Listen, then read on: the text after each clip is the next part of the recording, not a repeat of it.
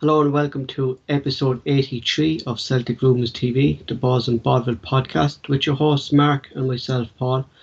Join us tonight in the show we have Barry, and he is Iceman from our forum page to the podcast at www.celticrumours.co.uk. You can also check out all the links to the podcast in the description below. On the show tonight, we will look at Ange's plans for the summer, as rumours and news are now circulating around the club about potential transfers.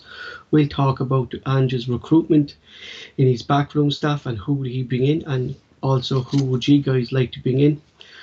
We'll also talk about last week's victory over Ross County, and where that leads us into the upcoming Glasgow derby against Old Firm Rangers. And of course, we'll be going through the live chat. If there's anything you guys want us to talk about, please let us know. Firstly, I hand off to Mark for a few shout-outs. Right, thanks, Paul. Couple of normal shout-outs to Tim Alloy, we John United Ireland, and Richie Richie again, but get some good news again, Paul, for the host Paul. He's fighting it as much as he can, and it's looking good. You know what I mean? So Richie, just say it all the time. What I say to you in the email, mate, just keep on doing what you're doing, because it seems to be working. So take care of yourself. A wee special shout out to Campsy boy. I see a wee addition to his family, Paul. Oh, nice. So congratulations to Campsy and his Wee missus. baby. I'll not be a wee baby. I think he said it was 4'3" or something when it was. I'm kidding. But congratulations to Campsy and his missus on that wee addition to their family.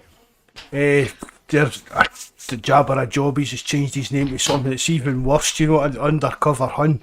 But nice to see him in. He says he's still working, but he'll be listening. Bobby Sutherland, he's watching snooker, so he might not be. So obviously Bobby can't multitask and do two things at once there.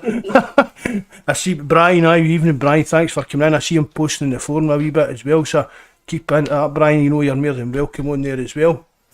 That's me for that, Paul. When you go, bud, I'll go and get Barry on. And Stubbsy Hoss, Mark. Stubbsy Hoss. Oh, so he is. Stubbsy's there as well. He takes a huff if he doesn't get a shout out.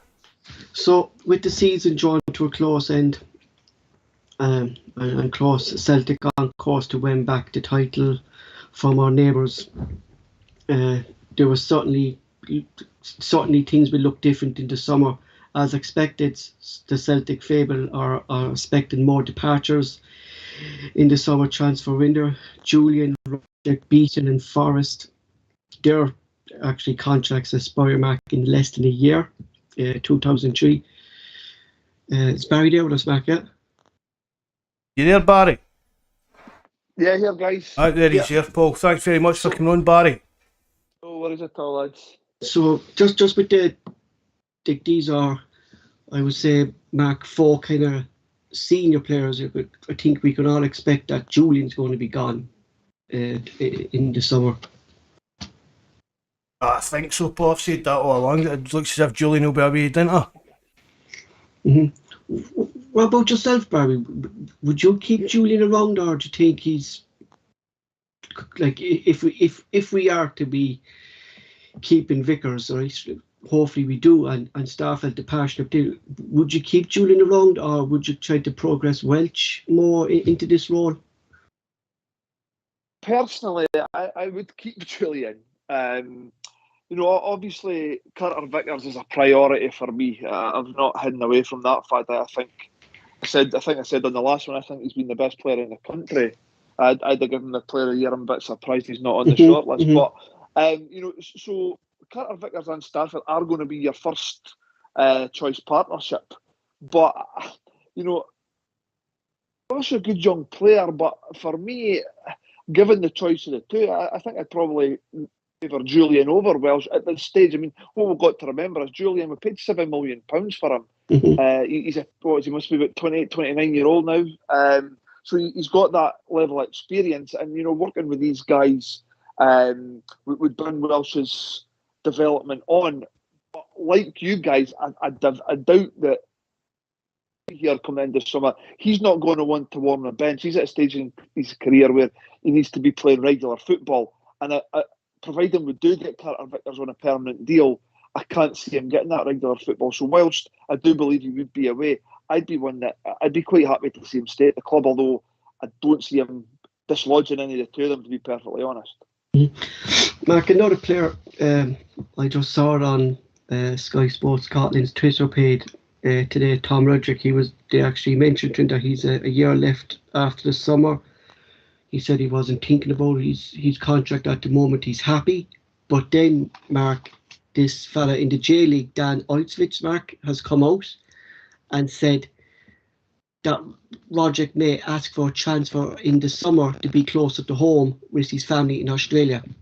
That he mightn't sign a new contract. Now, Roderick is pushing 30, Mark. You know, he's been out here a long time now, Paul. Yeah. You know what I mean? I don't know his family situation, if his wife's or that side of the world, or if she's for here. There must be that Dan has come out and said this, like, you know, that he actually doesn't want to sign a new contract. It's like what I said. Maybe I think will happen with Beaton. It's that kind. I think maybe again, he's only going to have a year left in his deal. Is it maybe time for him to take his family back to Israel and get settled there, where he'll be even a first starter every week for the team, but more for his family side of things, because obviously all the Israeli players always go back to stay in Israel, didn't they, kind of thing. So it's maybe what's the same kind of thing for Rogic. It'll be. And that journalist, Paul, that guy, he seems to be quite on the. He does seem to be quite good with stuff like that. When I was doing up this last night, I came across, because I always kind of click on to him, Mark, to get like. But see what he's saying about stuff. This is the fella, now Barry, that predicted Kyogo, Maeda, Iguchi, and Hiase. This fella said that Celtic were going for these fellas, you know, and he always seems to be bang on with stuff, you know. Well, he's a journalist. He's a main kind of football journalist there in the J League, and they don't. See me, Paul, we looked in it, they don't mess about with daft rumours and that, because if they ask somebody for a club a question, they get a straight answer and an honest answer for them. Yeah, because he was actually, when we signed Maeda, it was just facts that he was getting told and passing on all along the line. So, like, would you think, Barry, like a year going into his contract, Tom Rogic might look for that move back home, or would he see out and maybe Celtic would let him go on a free? How old is Rogic, Paul? Rogic's hitting 30 now. I still think he's got a lot of football in him, if I'm perfectly honest. You know, I can understand, you know, and obviously family's a different ballgame altogether. If there is, I don't like Mark, I don't know Rogic's situation in terms of wife and children, but if he is maybe getting a wee bit of pressure from his wife who wants to move back home, that's a different thing. If it's a purely footballing decision, I still think there's a contract left in Rogic. Yeah. Another sort of 2 or 3 years, and then, you know, if you're looking at his 33-year-old, 34, maybe then it'd be time to go back to the A-League in Australia, because with all due respect to it, it's not at the level that any sort of European league is. So me personally, I do think there's another contract left, and whether it's at Celtic or it might be another club, but it surprised me at 30-year-old if he was to go back to Australia. Yeah, because especially Barry, like what we've saw of Rogic this year, you know, I mean, this is the best football I've seen Rogic play Celtic for a long, long time, and he's fitter, he's more slick, you know, he's thinner. I mean, he just, everything about Rogic this year was Rogic we saw about 5-6 years back. You know what I mean? And I completely agree, Paul, and I think as well, something that's been really apparent to me, especially at the start of the season, you know, before he went away on international duty, was his work rate. He clearly bought into the Ange methods and style of play, because one thing, being at the games and watching him, he really worked hard, which you don't really associate with Tom Rogic. You associate him with the silky skills and the lovely finishes and the real art to the football, but he really upped his work rate. He was working his socks off, closing down pressing. So that tells me that he really wanted to make an impact when Ange came in, and he's clearly enjoying his football. He's been shortlisted for a Player of the Year. So I'd be surprised to see him go, if I'm perfectly honest. Do you think though maybe all the travelling, Barry, and Australian squad like that, maybe he's taking his toll on Rogic, then maybe that's he's thinking to move kind of closer to Australia, or like you said, it kind of be football reasons, like would that be? Yeah. I wouldn't think the travelling would be an issue. What does he go, a couple of times a year? You know, I know international, 2 or 3 times a season. I don't think travelling would have an impact on it. Probably at his age, he's more thinking of retiring for international football, Paul, than the travel involved in it. You know, because it'll be an interesting one to see what does happen with Rogic, because again, if he's a year getting into the last year, it's like it either gets an extension or we need to move him on at this point so that we at least get some money out of him. I don't think Celtic's going to let players like Rogic just sit and read their contract down. I found it strange, Mark, because Rogic himself was coming out today saying he's playing the best football he has at Celtic himself, and that's all down to Ange and the relationship he has with Ange.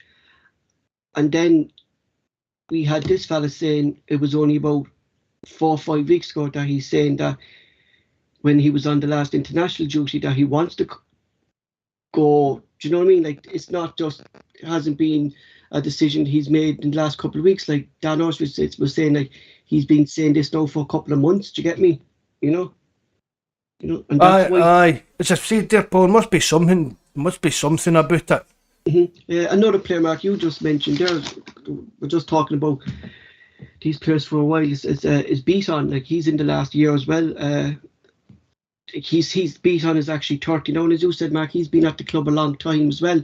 Like Barry was on the podcast with us at the start of the season. Like these are players we thought would actually leave would leave back then, but we saw them come different players under Ange that we want them to be, you know. And do you think maybe Beaton we'd be thinking the same, like, you know, that like if they like there was never kind of the board sitting down with them. Like normally, if you're in your kind of last year of your contract, Mark, the board be kind of sitting down in January. You think there'd be some moves afoot to get the deals done? There's no kind of sniffets around in that, Mark. Do you know what I mean? You know? I mean, I totally agree. I'm sure Barry agrees. He said it before. That Beaton's been a totally different player for what he's played. But again, that's getting back to him playing at centre back and that. But Paul, is he the ideal player in that position for Ange's system? I was watching last night. I mean, really? I was watching Liverpool. I know the G lads watch. Did you watch Liverpool and Villarreal last night? You know, and I was watching them last night, and I specifically watched Fabinho for Liverpool.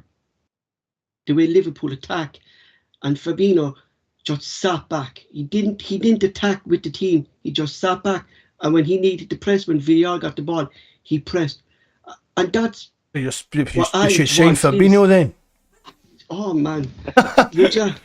But like that's I feel Liverpool. We don't want Liverpool rejects at Celtic. But I'm saying like that's the player that we want. That's what I mean, Paul. He's Beaton that. That's got to come in here. Do you know what I mean? Beaton, although he's good at the job he does in that defensive midfield role, Paul, it's not the job that Ange wants. He's not going to be. He's still a cover player. Do you know what I mean? He's still it's just what he's always really been at Celtic, isn't he? He's always been like a backup, a cover player that he can play here. That today, Mark, isn't he? That's what I'm saying. I don't know. I think Beaton could leave in the summer. I definitely do. Just for his own career. He's getting to the age as well, Paul, that he'll want to be playing every week. He'll not be happy just coming in when there's injuries and things like that as well. With Barry will tell you, he knows enough professionals. There comes when you're young, Barry, you want to play all the time, and when you're getting older, you want to play all the time, isn't it? That's it. And the thing is with Beaton, it's a wee bit. I don't want to say strange. He's never really been a regular for Celtic. No. He's been there for a long, long time now, and he's never really been. And he's kind of, I guess you've got to give him a bit of credit. He's kind of stuck around when other players might have thought, you know what, this isn't working out for me. You know, I'm not playing as regularly as I wanted.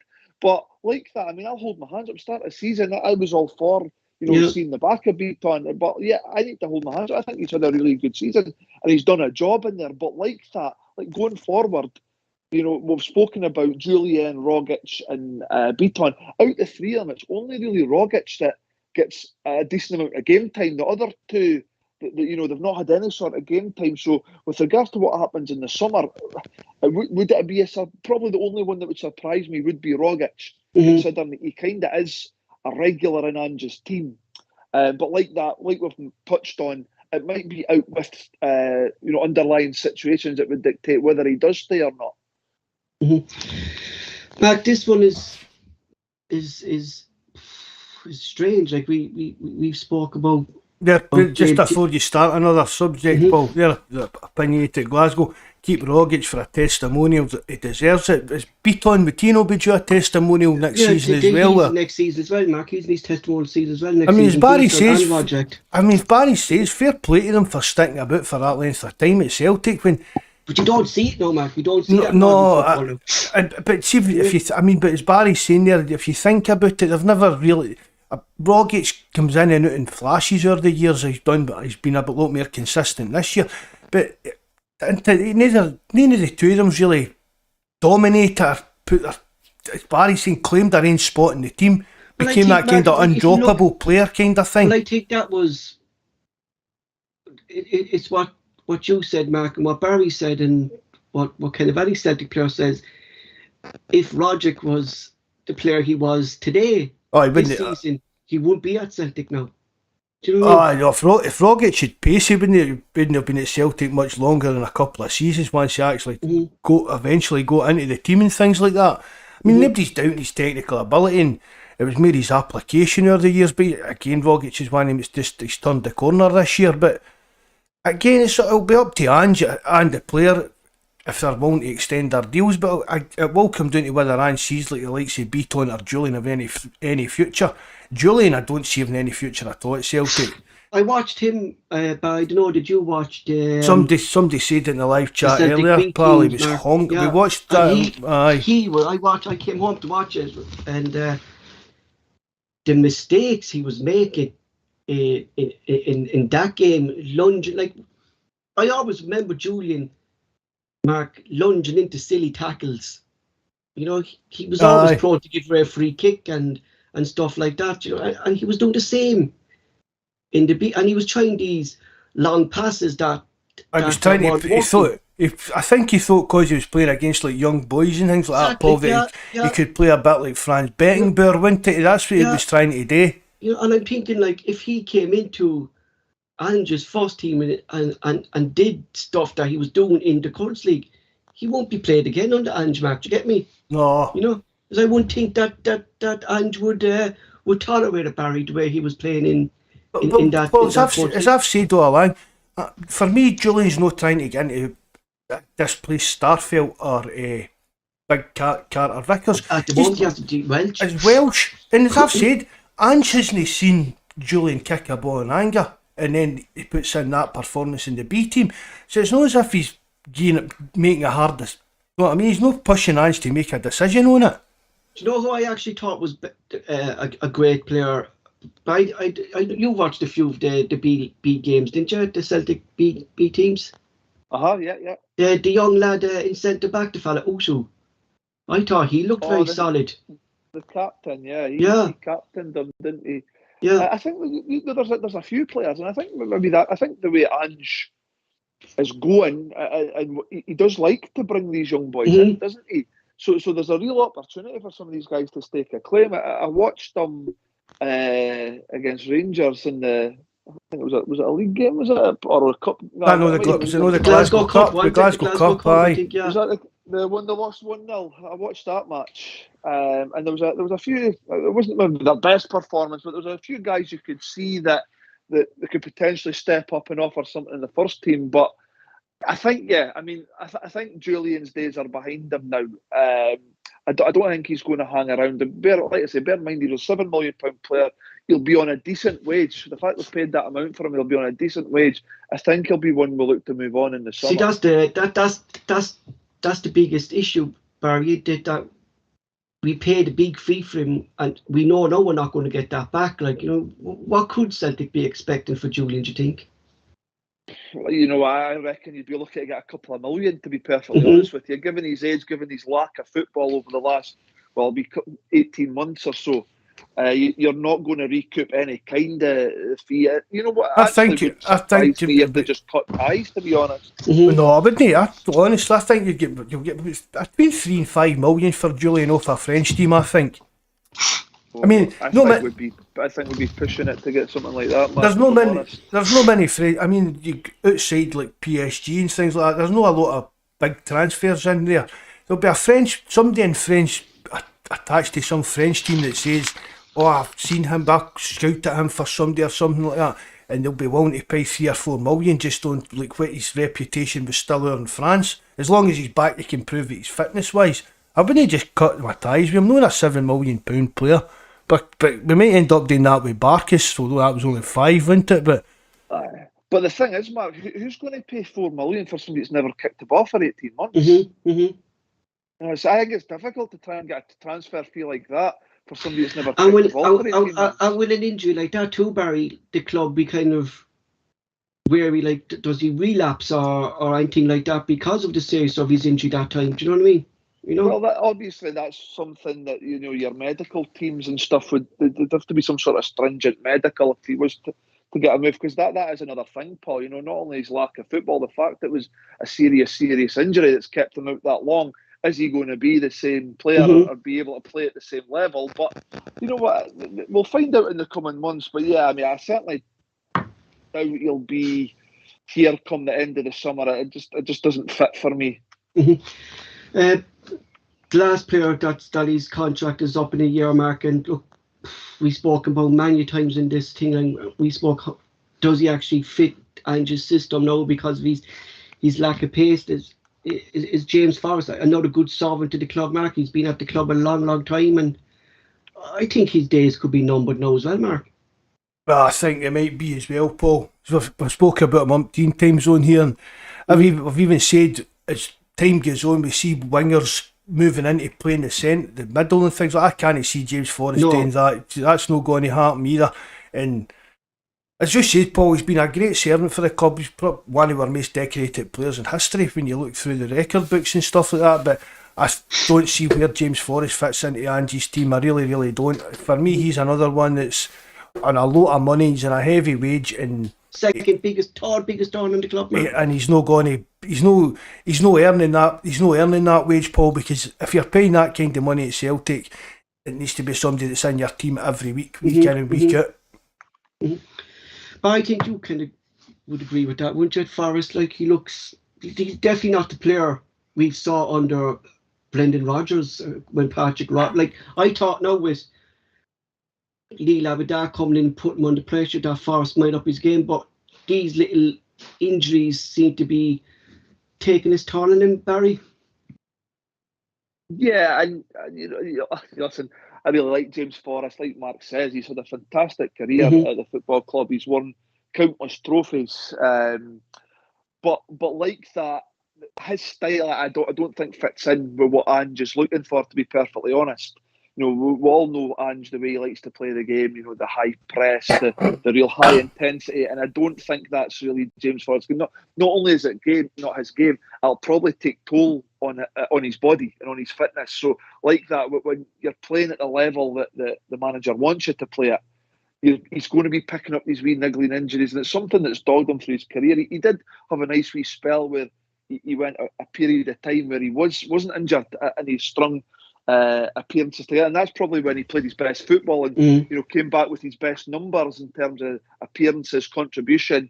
But this season again, he's been dogged with a bit of injury, and unfortunately now, as supporters, we're sitting here and he's not sort of one that we'd look to the bench and think, oh, you know what, he'll come on and make a difference. You look at the bench and there is players you think, your Turnbulls, your Abadas can come on and really turn the game. Unfortunately, when you see Forrest sitting there, you're thinking, for me anyway, I'm not thinking he's one that I would turn to really make a difference and turn the game. And it might just be that he's on his course. Will he be here next season? I don't know if he will. It's a strange one. It might surprise me more if he does leave. But the thing is, the interesting thing that Ange said, and he said it relatively recently, was that this team are at the very early stages of the transition. Now, he's brought in a number of players, Ange, since the start of the summer. He's brought a number of players, but he's telling the supporters, he's telling the media that we're still at the very early stages of this rebuild.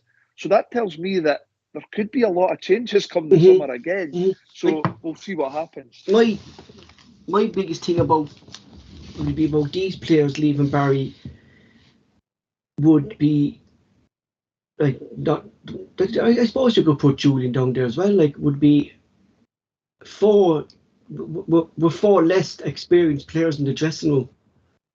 Like, Celtic is a young team, and if these four fellas did go, I mean, there are four big players in the dressing room, Barry, that would be leaving. Not just for a big personalities, Paul. Yeah, exactly. Players that you're expecting the young players to look up to and learn off. And I know what you're meaning when you're saying that, Paul, but it's just, if the time's right, it needs to be moved. It needs to happen, doesn't it? And I mean, we've still the elephant in the room, really, Paul. We're talking about players that are coming to the end of their contract as well. But what about James McCarthy? Well, I've him down a bit there with a group of players. Oh, right. Sorry, I think we can all. Definitely, Barry. Anyway, I think Barker, Zorro, Bolingoli, and Ayesi, I think those days are numbered. Even when we had injuries, Zorro wasn't even getting into team, or Bolingoli.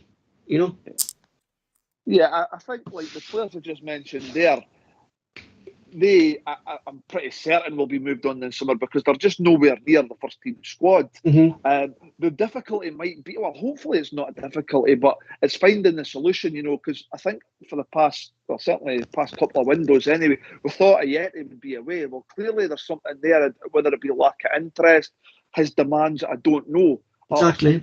Sometimes players just dig their heels in and say, you know what, I've got a contract here, I'm happy to sort of fight for my place, but like I say, the ones that I've touched on, sort of Beaton, Rogic, Forrest, Julian, these are guys that you think would actually make an impact or be in your first team squad and, potentially fighting for a starting berth, whereas your Ayetes, Bolingoli, Soros, McCarthy's, they're not near it. So, you would like to think that they'd be part of a sort of exodus in the summer because these guys you would like to think would be wanting to play football, and I don't think they're going to get it at the football club. I don't think they're going to get it at Celtic. That they would like to move them on elsewhere. But like I said, it's easier said than done a lot of times, Paul. Yeah, it could be. It's finding the actual right deal. There might be clubs that come in for players that think, no, I don't fancy playing in that country, or that doesn't suit me. This doesn't suit my family.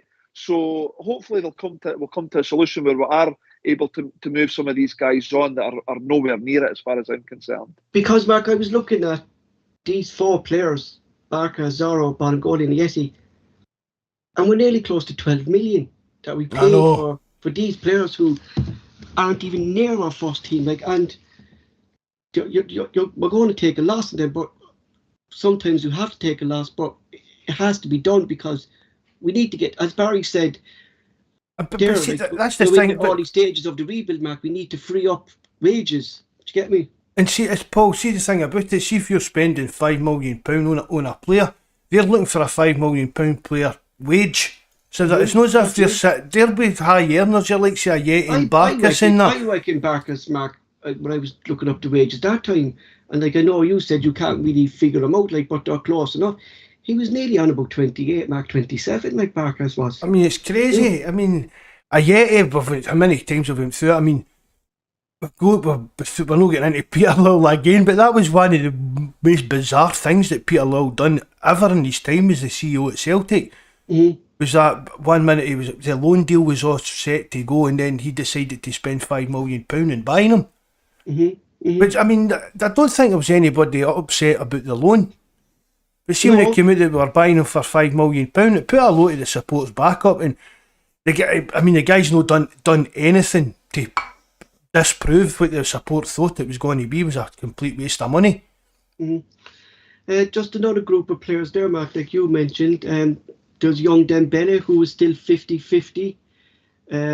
We have Mickey Johnson, James McCarthy, there's Conor Hazard, there's Ozaza Yohidi, there's Liam Shaw. I put down Liam Scales there. These are all kind of fringe players, Mark, like that. I think Mark could be. I wouldn't like to see Scales shift out. I think Scales is a handy player to have, not just because he's Irish, but you have to question the likes of James McCarthy, Mark, Conor Hazard. Like, these are players who, like, especially Conor Hazard, he's never kind of stepped up to be a Celtic number one, Mark. And what we saw of him, Mark, I don't think he'd ever be a successful Celtic number one. Well, you're the better judge at keepers than me, Paul, so I'll just go with what you're thinking on that is. But just says there's a lot of players at Celtic that they're just no offering anything, Paul. I mean, that young Dembele, I really don't hear him to the lad at all, Paul, but I couldn't really care if he signs a new contract or no. I mean, what age is he now, Paul? 19, 20 or something like that, and he's a fair dues. You look at the difference between him and Abada, don't you? Exactly, Paul. I mean, fair dues, he got injured. I think he would have got a lot more game time this season under Ange if he hadn't picked up that bad injury. So that was really unlucky for the lad. But would you offer him a new deal on? Because he will have offers. I don't think he's going to get offers at like the Man Uniteds and big clubs like that. They expected to get maybe a year or two ago.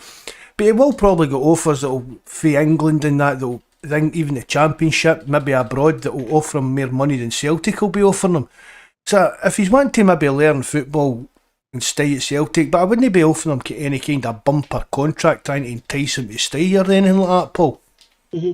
Like Barry, last season we saw like half our squad depleted, and I think we could be looking at the players I just listed out there and the players we spoke about previously, I think we could be in for another big clear out in the summer again.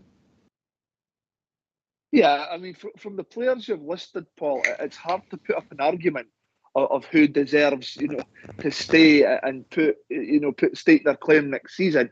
I would say that, the players were mentioned, not all of them are going to leave, I don't think. No, can't do that, for, exactly. For various different reasons. I mean, the McCarthy one, for example, he got a 4-year deal last year. Mm-hmm. He's got another 3 years left on his contract. Is he going? Is he going to threaten the first team for me? Not for me. No, I don't think he does threaten the first team spot. But then again, is he going to think to himself, well, you know what? I'd rather go out and play first team football elsewhere, or is he going to think, you know what? I'm quite happy to sit in and get the odd cup game. Yeah. So yeah, I mean, it's going to be an interesting one, Paul, in the summer, because, like I say, it has indicated that, it's kind of phase 2, the rebuild. When he comes out and makes a statement, we're still at the very early stages of this rebuild.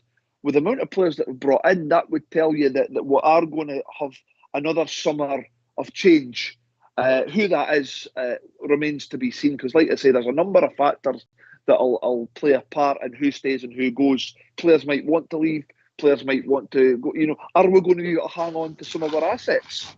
Mm-hmm. Because there's no doubt there's going to be interest in players that have made a big impact this season. God, we'd be better quick listing the players that are still going to be here, because it doesn't sound like there's many of them from the ones that have rattled off. But we'll wait and see what happens. It is going to be an interesting summer, but there's no doubt about it. There's going to be comings and goings in the summer, because although had a remarkable season and we've really turned the football club around, you can't stand still and just sort of admire what you've done. You've got to move on, and for me that means strengthening again this summer. There's areas for me that I think we can get better in.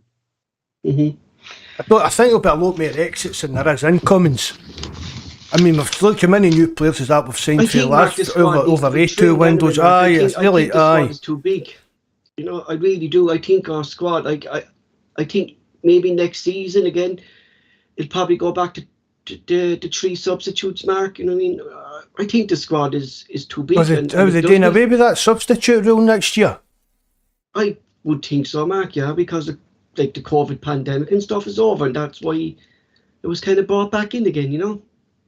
I thought that was just the new rules then, Paul. No, that was only brought in because the pandemic started spiking up again in thing, and then they brought in the 5 substitute then after Christmas, because there'd be more games over the winter break coming early. Oh well, you learn something every day. Going by the manager mark that Ange is, and he likes progressing young players, and we've seen some good talents down in the youths.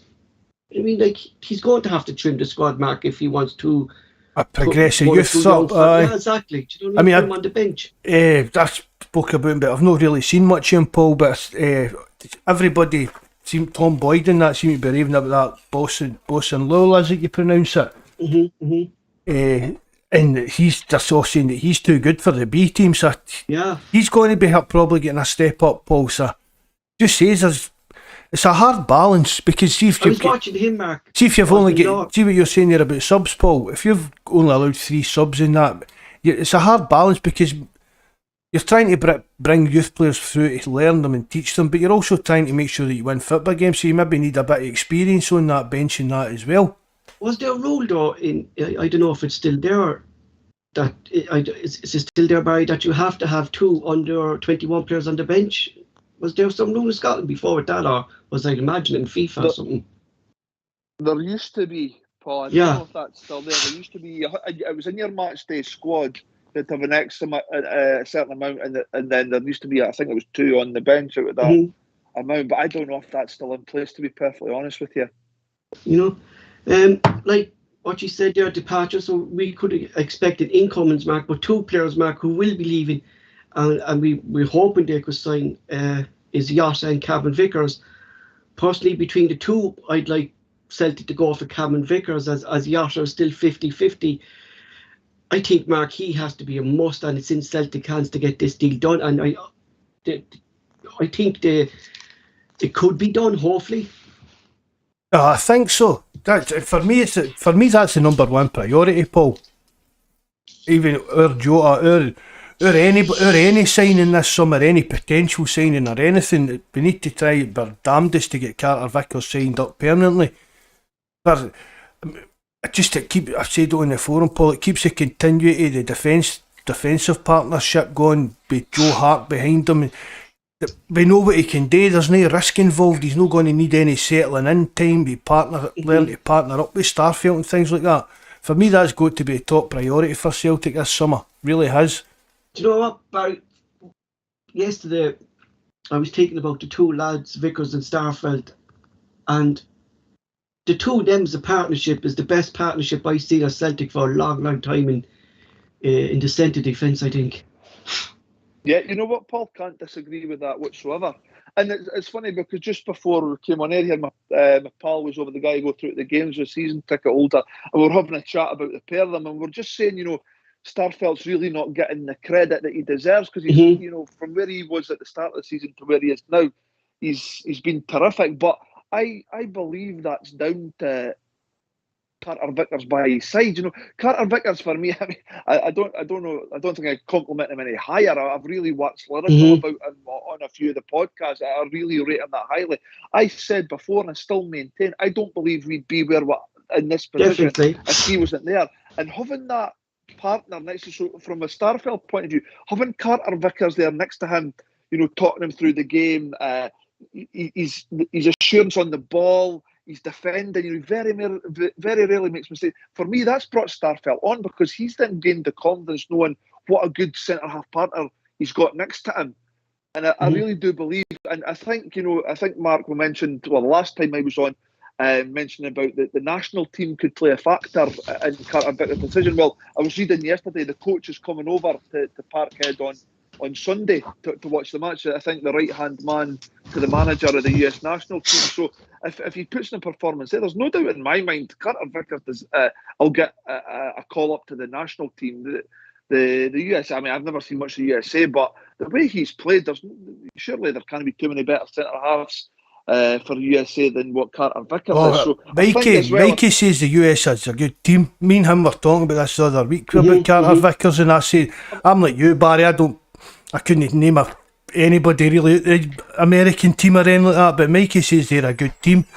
But it just says there's no doubt. But what my point is that for the season that Carter Vickers has had, I'm confident that he'll get in that team and get a World Cup berth. At least get in their squad kind of idea, aye. Oh, their squad without a doubt. Yeah, like I say, I'm not going to say he's going to go and mark straight in the first 11, but for me, the season he's had, I don't think there's any doubt that he's going to get a call up sooner rather than later. Because, if I was Cameron Vickers and I was thinking about my future and my past years at Tottenham, Mark, and being down south, he's been loaned out his whole career. He's never got an opportunity. He said it himself, he's playing the best football he ever did at his career. Why would I, if I was him, take a risk and going back down to south to play, or maybe, and it doesn't work out again, when the Celtic fans fucking love him up here, and see, be honest, Paul, right? You look at Carter Vickers, look at Jota, right? We win this league and we're getting into the Champions League next year. Big difference, yeah. Right, that's a big lure to players, even players that aren't here they know that maybe spit it out, we might be interested in. That's a big lure for playing the Champions League. So why would Carter Vickers and Jota just not even sign on? Even they could come, they're going to play for us for even a year. Players have came and went for a year and for crazy money for us for stuff like that. Exactly. So why would you even turn down the right? Instead of saying, "Oh, I'm not signing a 4-year contract. I'll sign a 3-year contract with a year's option." And even next summer, if that's their season, we get a crazy bid for them. It's up to them and us then if they get moved on. But it would be really silly for any player for me to walk out on it. We're not going to win the Champions League. I'm not meaning anything stupid like that. But they've worked with Ange for a year. He's improved both of them as a player. we're going to be in the Champions League next year, so why not just take that kind of step? They're not going to get down to England and go to another Champions League team. Let's be honest. There's no a Champions League team isn't going to come in and buy Jota. Exactly. Do you know what I mean? You're talking Leicester. Leicester's one of the teams that are in for Carter Vickers. When you're speaking of Jota, Mark, there, just a point you said there that no big Champions League team is going to come into Jota, and you can see why, Mark, because when he signed for us, we did up the report on him, and we saw the flaws, and we actually saw those flaws, Mark, the last couple of weeks in Jota. Why he hasn't been picked up by a big club in Portugal or in Europe, you know? Well, as I've spoken about as well, Paul, when he came in, one of the things that a lot of the people that these Skpe guys and all that on Twitter and things like that all said was about his decision making. And it's been shown that his decision making is questionable, but he's still a young lad. He'll get better, but his decision making will get better. And as I keep saying, Paul, Celtic, Mark, that he would have the other club sitting on the bench. See if his decision making was spot on, he wouldn't be at Celtic alone. Put it that way. So it's looking at, but you've got to always. I know Ange has got to get in their head about how he can help them get better. That kind of stuff. You know what I mean? Barry will know about that kind of side of things. I mean, like, just the two lads, Mark, Starfelt thing, like 19 goals they conceded this season. You know, it's actually brilliant, like, isn't it? 19 goals. Oh, aye, definitely. I mean, we'll not talk about Europe or that, but it really is, aye. For a partnership, Paul, that's just been together for a season, it really is. It's fantastic. You can't fault any of the two of them. I know Starfelt with a wee bit of shaky starting. Even still, he maybe have wee shaky moments, but I mean, he took some pelters. He was a whipping boy for a long time, and it was just needing settled in. I think when he get flung into the Hearts game, I think that affected him. He's the more physical player, Mark. He seems more comfortable, don't he? Aye, he seems to handle that side of things well, and I think what Barry said as well, knowing that Carter Vickers is beside him, I think that gives him a kind of confidence to maybe take a wee risk when he's pushing forward and things like that and getting caught out. I think as well, I think we need to remember is, see when Starfelt came into that team back against Hearts back in August or whenever it was. He was only in team about 2 days or something, weren't he? 2-3 days about. The thing was as well, Paul, he had the back four was Ralston, who bear in mind everybody back then was like, didn't, you know, why is he still at the club, you know, he's not good enough, etc. Starfelt, Welsh and Adam Montgomery. So, you know, here's a guy with 3 kids, basically. Yeah. You know, so there was a lot of pressure on him and a lot of onus to really step up and lead these guys. And probably a wee bit unfair on him because there's 3 inexperienced players that he had. That was right back at the start. That was your back 4 back then for a few games. So, you know, he got a bit of flack back at the start, and you know, he made a couple of snakes, but bear in mind these were young lads that you had in beside him. It couldn't have been easy back then. Jota, Barry, seems another player now. Like 6 million, they're saying he's for Celtic to buy him. What's your thoughts on Jota? Mark spoke of him there, but what do you think Celtic should do here on him? Is he worth the risk after what we've seen him today? No, he had his blip, but you could see that there's still quality there in this player, and he's putting some performances. For me, Paul, definitely get that deal done. I know I don't want to say divides opinion. It's probably not the right term of phrase, but like you mentioned earlier, Paul, there is sort of fans that are a wee bit 50-50. I've spoke to guys that are 50-50. I'm very much in the camp that I would sign Jota in a heartbeat. Listen, if you had the option of the two, I'm taking Carter Vickers. I think you know that. But for me, go and get both deals done. That would be the ideal. That would be the ideal scenario, Barry.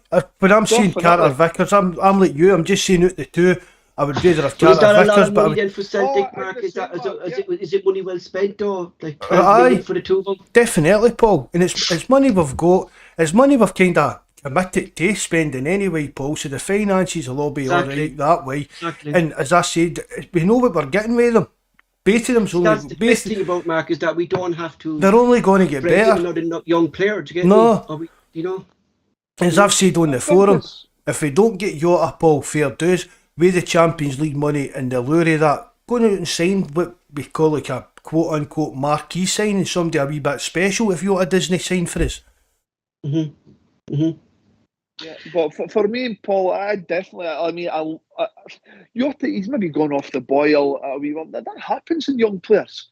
The young players, it's difficult to maintain the levels that you are. It's been a long season as well for Barry. I mean, he's for a young lad. I really like the guy. I think he's our most creative player. I really do. I think he's got that bit of something special. And like Mark says, developing under Ange will be able to get the best out of him. He'll continue to improve, continue to get better. And then, like Mark kind of touched on, if he does just say he signs a 4-year contract, if he's lighting up the Scotland next year and he's in the Champions League as well, somebody will come in with a crazy bid. And Celtic are not a club that will stand in the way a young player. If somebody comes in if Celtic sign him for 6 million, somebody comes in and offers 20-25 million, I'm not saying that's going to happen.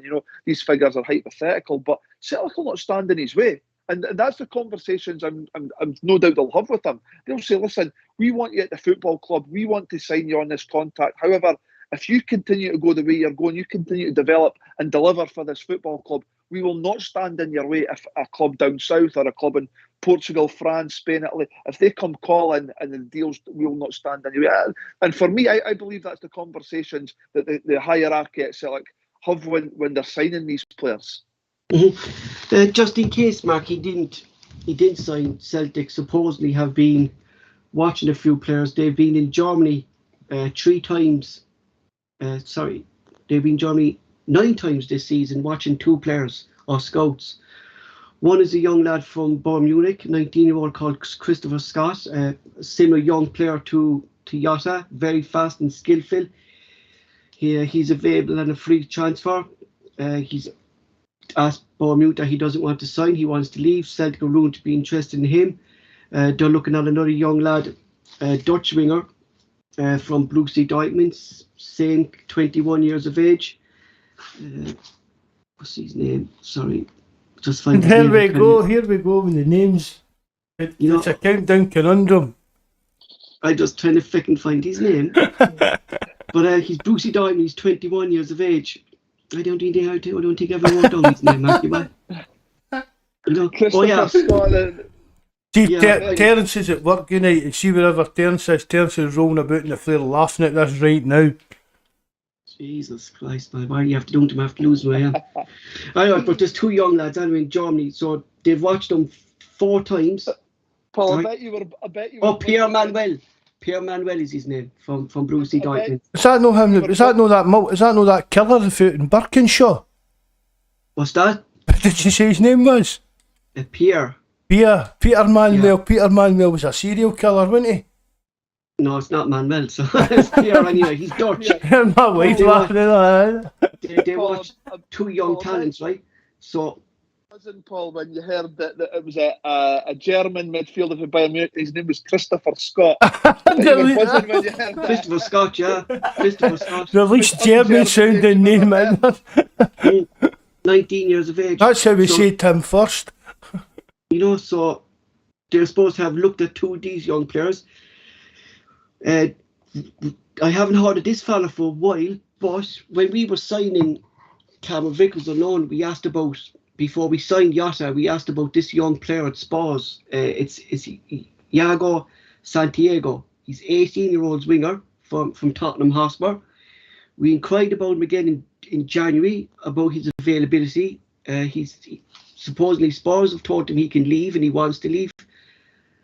I'd watch out for this name, Iago Santiago. I think Celtic could go back in for this 18-year-old for Spurs, definitely. Especially if we went in for him twice with Carver Vickers at the start of the season, just before we signed Jota. Supposedly Spurs didn't want to do a deal for 2 players, and that's why. Right. I know who you're talking about now, Paul. Right, I was trying to. I kind of the name twigged in the back of my head there. I know who you're talking about now. That seems to be a kind. As you said, we're meant to have went for him at the same time as Carter Vickers. So it's obviously a kind of long-term interest in him, isn't it? I think they were. What happened was that they wanted Vickers was the main deal, Barry. Do you get me? And then they asked then about Iago Santiago, and then that was just kind of delaying the transfer. So then they kind of pulled away from that. They got Cameron Vickers. They went back in then again in January, asked to be informed about his availability in the summer. I think Celtic are going to go back in for this young lad, Mark. And I wouldn't say if Yasser stays or goes, Mark. I think because we inquired again in January, we might go for him again. You know? Maybe, aye. You know, I think, Paul, that there's no doubt about it, no doubt whatsoever about it, that Celtic will have contingency plans for both players. Exactly. You know, obviously, there's no doubt. I don't think that Jota and that Celtic's preferred option will be Jota and Carter Vickers to sign permanent deals. However, there's no way they're going to bank on that happening. They will have players in line should these deals not happen. And I'll list the names you mentioned there. I'll probably be on their radar. I think I did watch a bit of that Christopher Scott. Linked with him maybe I think it was about a month or 6 weeks ago, and he seems to be more of an attacking midfielder in the sort of Rogic as opposed to an out-and-out winger. I think he plays in the attacking midfield role. So again, you know, they could be planning for potential departures elsewhere. But I think he looks like he's a bit of an attacking midfielder, like where Hatate and Rogic play at the minute. O'Reilly sort of mould, I would say. They're also supposed to be looking at Mark our conquerors in the Conference League. Bo McGlimmett's winger, Ola Stockenbach in Celtic were trying to sign him last season, but the deal fell through. He was supposed to be disappointed that the deal fell through, but there's rumours now that Celtic in the last couple of days, after seeing him play against us, we were actually very impressed with Bo McGlimmett, the way they played against us. So. This is another name, Mark, we could actually be looking out for. He's big, he's tall. You know, these are players, Mark, that, like, the thing that gets me about this, Barry, is what you said there. Like, we have contingency plans. People are saying, like, these and signings and stuff like that. Like, Celtic have a scouting system, and these scouting systems, these scouts scout players. It's not Ange who scouts the players, it's the you know what I mean? Yeah, no, I think, absolutely. What tends to happen, Paul, is the management team and the scouting network and everybody involved in these processes, Ange will put together a profile of a player that he wants, you know, and there'll be a number of factors, you know, someone that's able.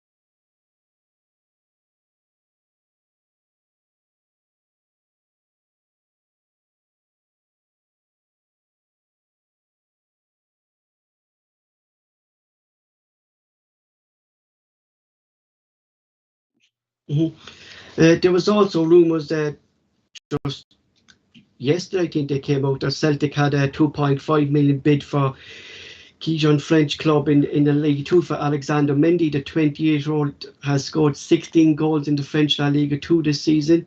He's a 6'2" striker. He's a strong forward in physique. This is a strange one for me, Mark, and I don't know if you obviously saw the rumours yesterday that Celtic kind of bid for this fella. But what Barry was saying there, like, these are, like, Celtic seem to be scouting attacking players who fit Ange's system, right? And then when I see this bid yesterday for this fella, Alexander Mendy, and then reading about him, they were saying he's no pace. You know what I mean? He doesn't run. Don't even know where the story came from, Paul. Do you know what I mean? It was just you know what I mean? A strange one altogether, wasn't it? Yeah, because I couldn't see, like, 20 euro, like the way Celtic are going now, Mark. Under Ange, we seem to be buying young players. Do you get me? Aye. And this fella's 28. Doesn't press, Mark. Doesn't run. he's a box-to-box striker. And then I was thinking maybe Ange saw that in certain games that he might need a striker like this. You know? I don't. Nah. As soon as I saw it, Paul, and looked up who the guy was, I thought, nah, this is just kind of clickbait nonsense somebody's come up with. Even his agent says he's still going to be again next season. What's that? Just that's what it's just clickbait and garbage, man. It made no sense to me, Mark, when you look up at the striker, that how he would fit. Like, there's no doubt, Barry, that Celtic need a third striker because yet he's going to be gone. We saw injuries to G-Max and Kyogo this year when we had to play Maeda down the middle or even Abada. There's no doubt we need a striker, but I don't think this striker's the one that we need. You know what, I would agree with you, Paul. I think we do it. I think, it's all down to opinions, and there's a lot of fans that are saying it. Yes, and like I say, all different opinions. Fans are saying, why do we need another striker? You've got Giakoumakis, you've got Kyogo, but you've got Abada and you've got Maeda that could cover. I think you do. I don't want, with all due respect, I don't want to be relying on Maeda and Abada to be our striker. I do think you need, that presence in there. What the difficulty with that is, Paul, Kyogo and Giakoumakis will potentially fight out for that number one slot. Whoever comes in is potentially going to be back up to that. Yeah, exactly. You're going to have three people fighting out for that one slot. I honestly can't see Ange changing his system. I know there's been a lot of talk and a lot of supporters kind of saying, can we squeeze Giakoumakis and Kyogo into the same team under a different system? I don't see that happening personally. No. I think Ange will stick to his guns in terms of the system and the style that he plays. But I do agree with you. I do think we could do with another striker. Who that is, I don't know. But I think, I said previously, I'm very, very confident that whoever we bring in the summer, I've got a full trust in the manager.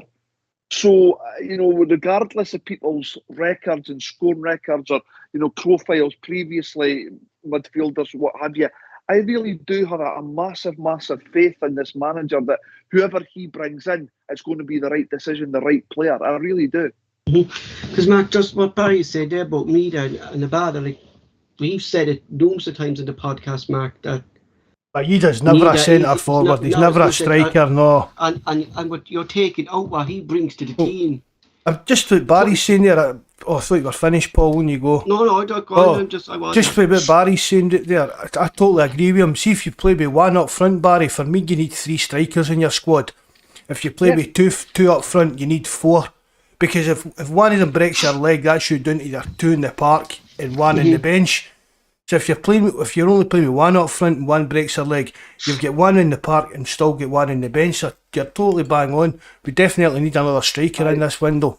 I 100% agree with that, Mark. I really do. And like that, we've had to go in games. And if you go back a couple of years ago, the cup final, we didn't have any strikers. No. I think it was Lewis Morgan played up front. Lewis Morgan, final, and we'd Mickey Johnson playing up front there one time. Mickey Johnson's done it in Europe, and like that, this season, unfortunately, we've had Abada. I think Abada played up front against St Johnstone when Kyogo got injured. And like Mark says, Maeda, okay, he has played up front in Japan, but I agree with you, Mark. I don't see him as an out-and-out centre-half, out-and-out striker. I do see him more as a wider player. So for me, yeah, absolutely, we should go and get a third striker in the summer. That would be definitely one of the areas that I spoke about earlier that we need to strengthen in. And especially, Mark, look, something that you touched on there, Mark, like if Celtic do get over the line, take another step on Sunday, we'll talk about that. The Champions League group stages, the 40 million prize money getting into the group stages, like we could see a different caliber of player coming to Celtic in the summer as well, better than what's going out, Well, that's what we should be seeing, Paul. No, I mean, we were in a desperate situation last season, and we've struck, with hindsight, we've struck gold with the signings that Ange made and things like that, Paul, but it was still kind of a mishmashy, a rush. I mean, I've spoken about some of the players that played in the qualifiers and things like that, so I think it's going to be players that aren't up to scratch, they'll be moved on and we can bring in quality. And that money, Paul, as you say, it gives us a better wee edge, a bit of leeway to maybe get a bit better quality and something. Maybe one player that's maybe just that wee bit special. As I said earlier, a wee kind of marquee signing of that. But I'm with Barry. I just totally trust in Ange because he's not let us down in the players that he's selected so far, sir. Let's play it by ear and see how it goes. Just bear with me there. I think as well, Paul. You know, this summer's going to be different to any summer that we've had since. Oh God, I can't remember the last time we qualified directly for the Champions League because previous summers for the last 10 years, I don't know. It's always been a case of are we going to get to the Champions League? We need to negotiate exactly to see if we've then got the money to go and sign players. This time, we know we've got the money, so we can prepare. We can start preparing now for the players that we're going to bring in, rather than it hinges on. Our budget doesn't rely on the Champions League qualifiers. No, exactly. I mean the transfer window is shut. The transfer window will be shut before we even kick a ball in Europe this year. The thing is, as well, previous managers have said they've had transfer. They've drawn up transfer players. For potentially getting into the Champions League and players if they don't get in the Champions League. And that obviously determines a lesser quality of player because they've had to, because they know if we get this Champions League qualification, this is the budget we have, therefore we can get these X players. However, if it's Europa League we're playing in, it's these players that we're going to get. We've got the luxury this season, well, I know we're not across the line yet, but you know, we've got the luxury of being able to say, well, we're guaranteed 40, 50 million, whatever it's going to be. So therefore, and not only that, we don't have to convince players, you know, we've got, if you come to Celtic in the summer, you've got the potential to play in the Champions League if we get through the qualifiers. Now, we're there. So see for the first time this summer, I think you're going to get players that are going to want to come to Celtic rather than players that Celtic want to come to the club. I think that's what's going to happen. That's what I believe. Because even the publicity surrounding it in that, Barry, like, I'm not getting into the biased media in Scotland, but even in general, I mean, the places about the world in Europe are they've heard that Celtic are back this season, such and such, and they've dethroned Rangers and so on, this kind of thing. So players will be reading this and they'll be saying, "Oh, this guy." I mean, players probably knew Ange. Do you know what I mean? The players will have heard the Ange Postecoglou before he became Celtic manager. They heard of him now, yeah. And they've heard him now, and they'll maybe think this is a kind of thing. Look what he's done to wee Matt Orley for sake of 6 months. You know what I mean? Players that, and it is the Champions League working under Ange and things like that. It's a great carrot to dangle in front of any potential signings. Well, that's exactly it, man. That's what I was about to say. And the big one is the Champions League. There's no doubt about it. We can't get away from that. It is the elite competition in world football. It's where everybody wants to play.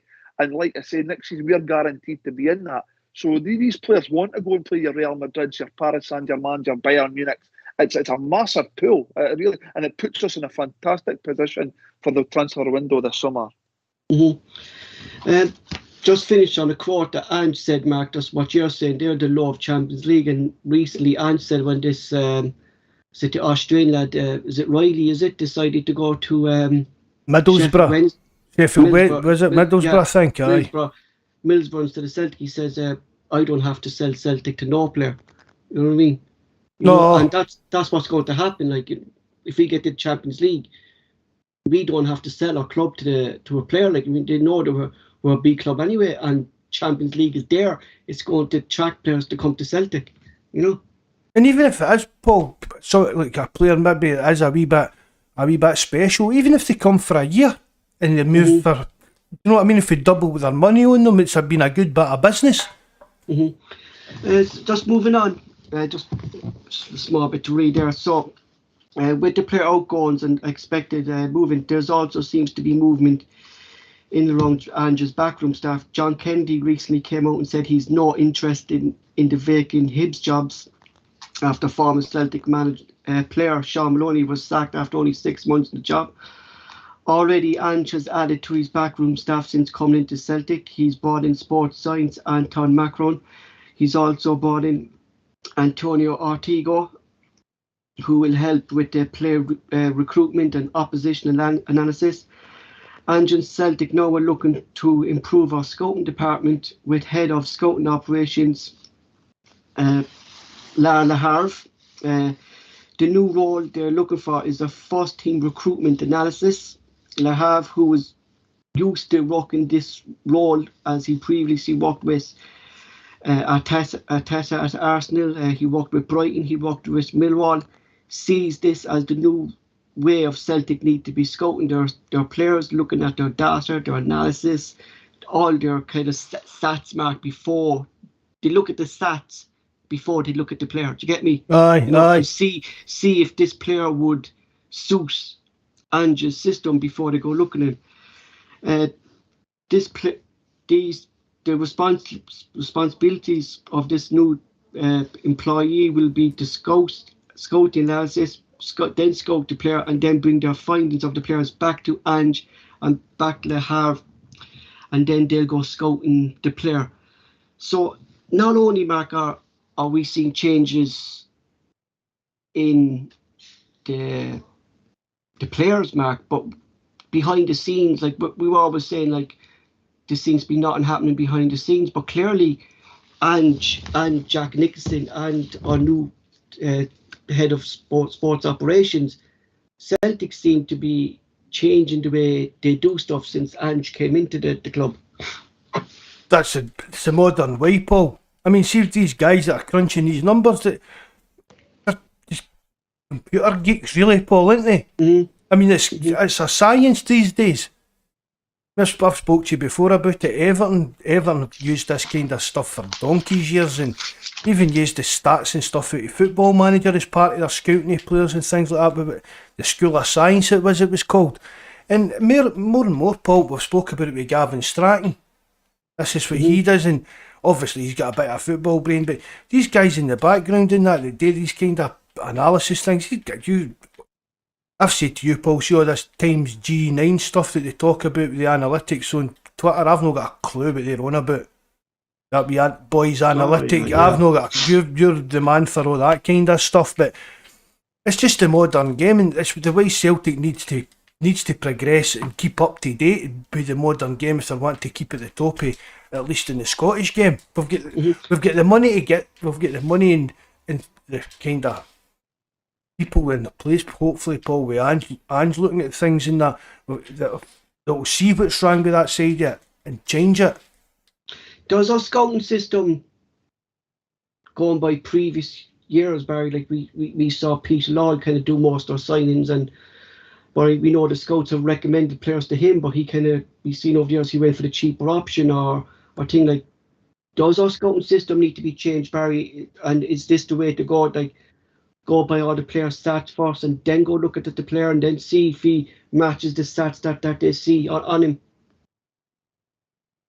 Well, it's like Mark says, Paul. This is modern football. You know, gone are the days whereby you'll go in and you're taking a local game or a game down south, and you'll say, oh, you know, their number 7 looks a bit handy. I'll mention him to the team.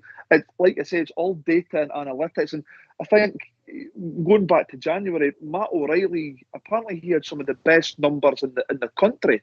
Mm-hmm. And scouts from your top elite level Premier League clubs were all very well aware of Matt O'Reilly because of the numbers he was producing. It just seems to be the modern way, Paul. You know, like I say, it's not about going and scouts going to watch matches and looking at play and think. They're actually looking at numbers, statistics, data. Not, you know, it's a complicated game now. I'm just wondering, Paul, are you going to be applying for this job? Because I could really see you over in these exotic countries scouting these players. They better have shade there, Barry, because I won't. You know, but like not only though, Mark. But just what Barry saying here about wee Matt O'Reilly, Paul. I mean, as we've spoke about before, but he caught our eye when we were scouting Dembele down at NK Dons. Fulham. Yeah.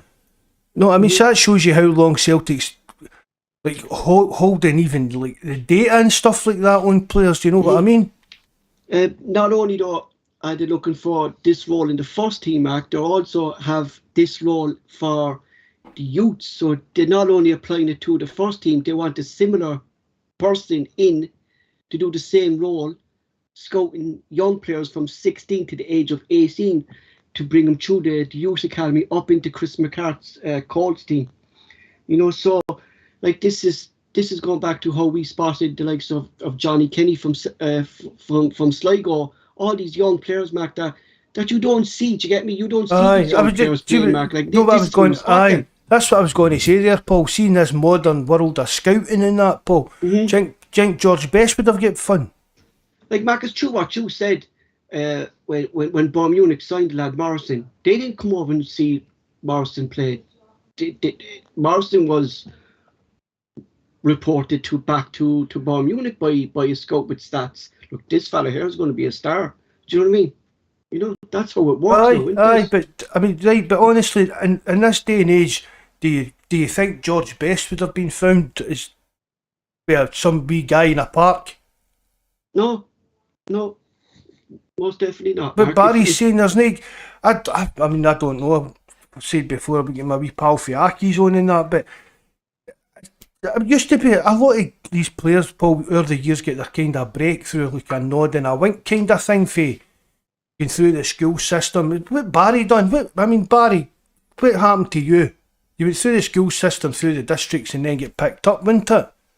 That's the way it did. That's the way and the thing is, you played kind of in with your boys' clubs up till about the age of, well, to be honest, you played with your boys' clubs right until you went full time.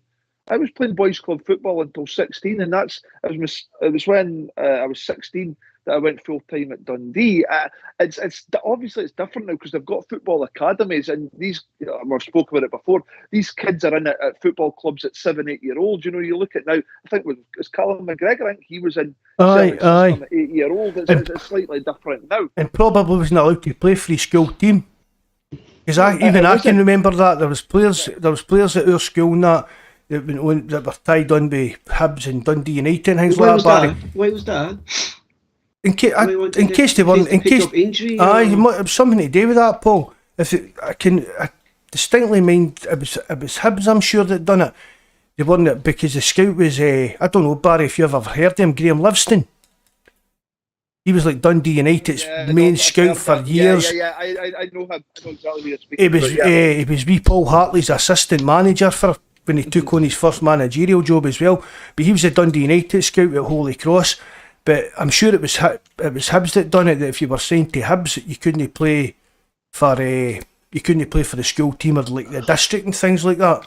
Yeah, they had the clubs had a big say. So it was like for like I said there, if you were tied to a club like signed on what they called an S form back there, the schoolboy form, they could stop. I think they could stop you playing, for example, a Scottish Cup match for your local team. Sometimes, I'm sure you've seen them across the years, Matt. There was some battles in Scottish Cup ties. So they would say, "Nah, he's not playing in that. You pull him from that team. He's not playing. We're no risking that. We're not taking a risk." And that's the way it happened back then, Paul. That's the way it happened. They had the power to do that. Like I say, those days are the past now because kids are now in the academy from a really, really young age, and they're developed through these academies as opposed to boys' club football. They're also.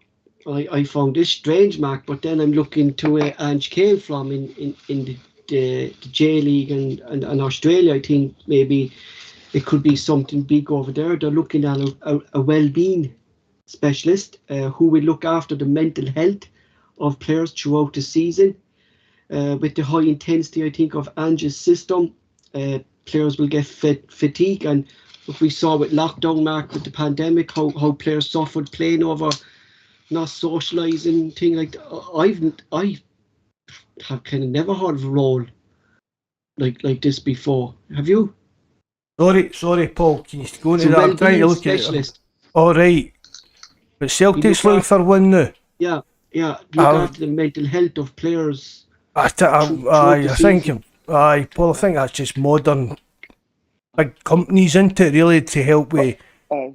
Back in the day, hassling women, that kind of equal rights stuff, they've all got to be bang on with that kind of stuff now, haven't they? Back in the day, man, that would have been your club chaplain. Remember that? You got club chaplains that would come in, and if there was any, but obviously, Paul, well-being, it's mental health. It's a massive thing now in the world, so I completely understand. And we've had it at our own club, Lee Griffiths. He's had mental health issues. I'm sure there's a host of other players that are suffering in some parts. So I completely understand. I think that's a good thing. I think it's a good route to go down to make sure that the players are healthy in body and mind. Is there any other department, Mark, you think Ange needs to do? And don't say director of football, because there's no talk of director of football. So we're not going down the director of football route. All right. There's one thing I'd say about the director of football route is that if Celtic are going down that route, it won't be called the director of football.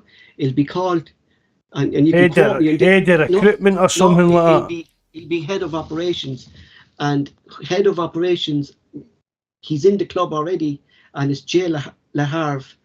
He will come the head of football operations, Mark, because when you read up about this fella and what he did with Arsenal and what he did at Brighton, what he did at Millwall, not only is he just a brilliant scout, but the fella has inside of a football's brain, do you get me? So if Celtic are going down that road, this fella will, I guarantee you, this fella will be the one that will step up in that road. Paul, can I ask you a question, mate? Mm-hmm. Sorry, excuse my ignorance. See the guy Laharve that you're talking about, was he at the club before Ange, or has Ange been part of the... No, he was there. He was already there. Yeah, he was there, but when he was toured to... what's this fella's name? Is it Hamid and Jerry Penrice? He came in with them. He came in with them, but he only kind of came in as we say consultancy role. Barry to Jerry Penrice. He came in just kind of like a scout kind of roles down the thing, recommending players to them. But when the fella Hamid left, he stepped up, and then when Jerry Penrice left, there was no one there. And at the start of the season, Mark, you the same as me, we were going, we've no scouting system. Who's there and who's there? Like, and then when I started looking at it, like, this fella then was actually appointed the head of scouting operations. But what I would say, Paul? You know what I would say, like, with regards to you're talking about head of recruitment, talking about director of football, and whatever's happening just now at the football club is working. Yeah, exactly. Now, Ange has said, he likes to get hands-on in a lot of things. So again, kind of going back to the point, whatever happens, like, off the field, now I've spoken about on the field, whatever happens off the field, I'm very happy and comfortable that, like, because Ange will play a big part in this. So if he decides, you know what, I wouldn't mind a coaching with me, I'm quite happy with that. If he decides, you know what, I don't need anybody in the coaching staff, I'm happy with Gavin Strachan, John Kennedy, Steve, I'm very, very comfortable that whatever happens over the summer, on the field and off the field, it'll be for the good of the club, and it'll be because, like I say, look what Ange has done without all these people at the minute. Exactly. He's turned our club around.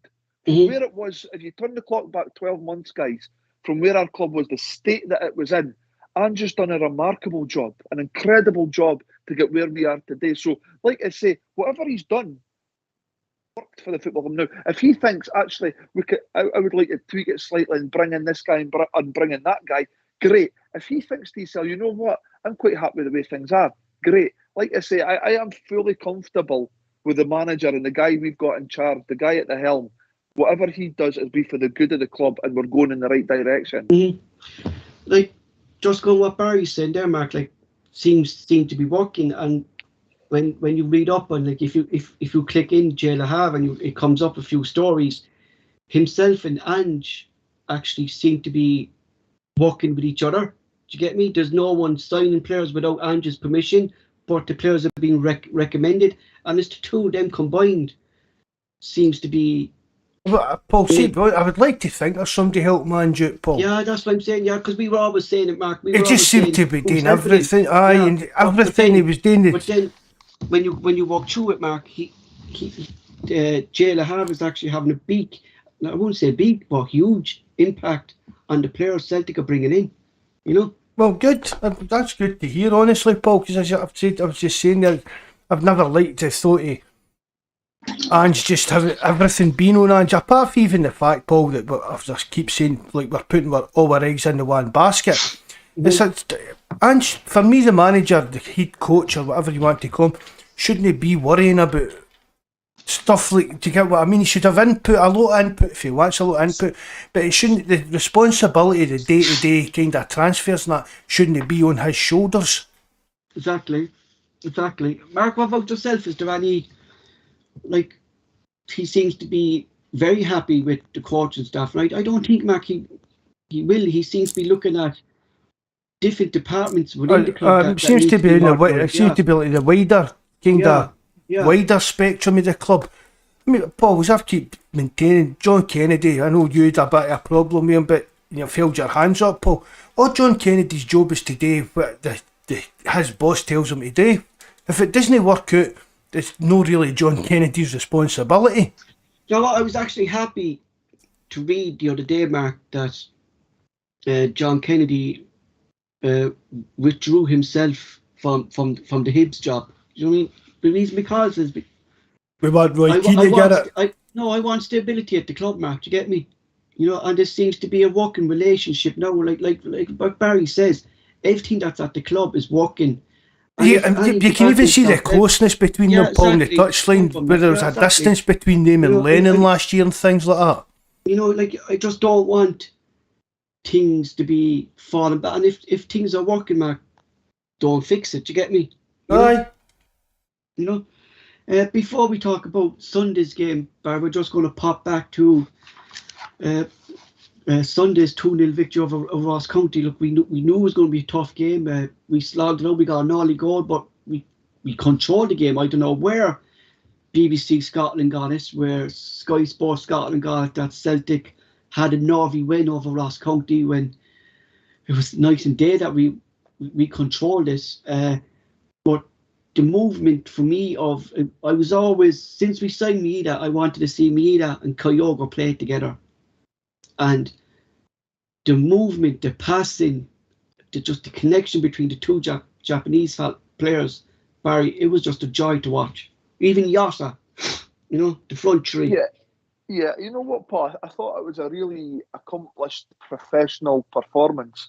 I don't think it was nervy. I think we were very, very comfortable in the game. Listen, it had the potential to be a banana skin. But, you know, when you get to this stage of the season, there tend to be difficult matches. Everybody, the thing is, in the top six, everybody's playing, apart from Hearts, everybody's playing for something at the minute. But Hearts will need to keep ticking over for the Scottish Cup final. But, you know, it is one that sits with the fans. And even myself, I hold my hands before it, you're thinking, you know, God, I hope we get an early goal. I hope we settle in here. You don't want to give the team across the city any sort of encouragement, any sort of sniff.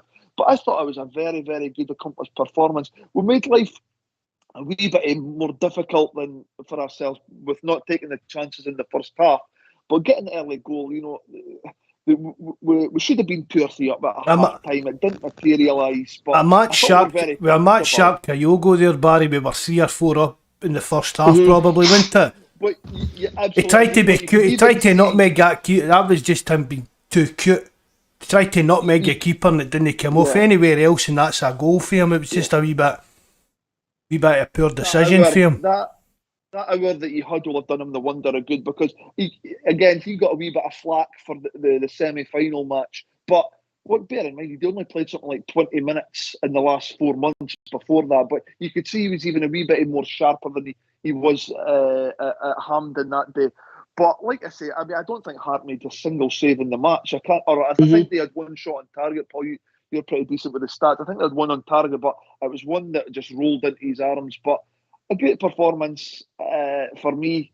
3 points, a vital 3 points. It kind of, for me, that's it now. You know, I don't see the slip-ups. I thought to myself, if we did drop and give them a wee sniff of blood and, you know, things don't go our way this Sunday, it could be a nervy ending. But I think that performance for me just sort of hammers home that for me, I think we're almost there.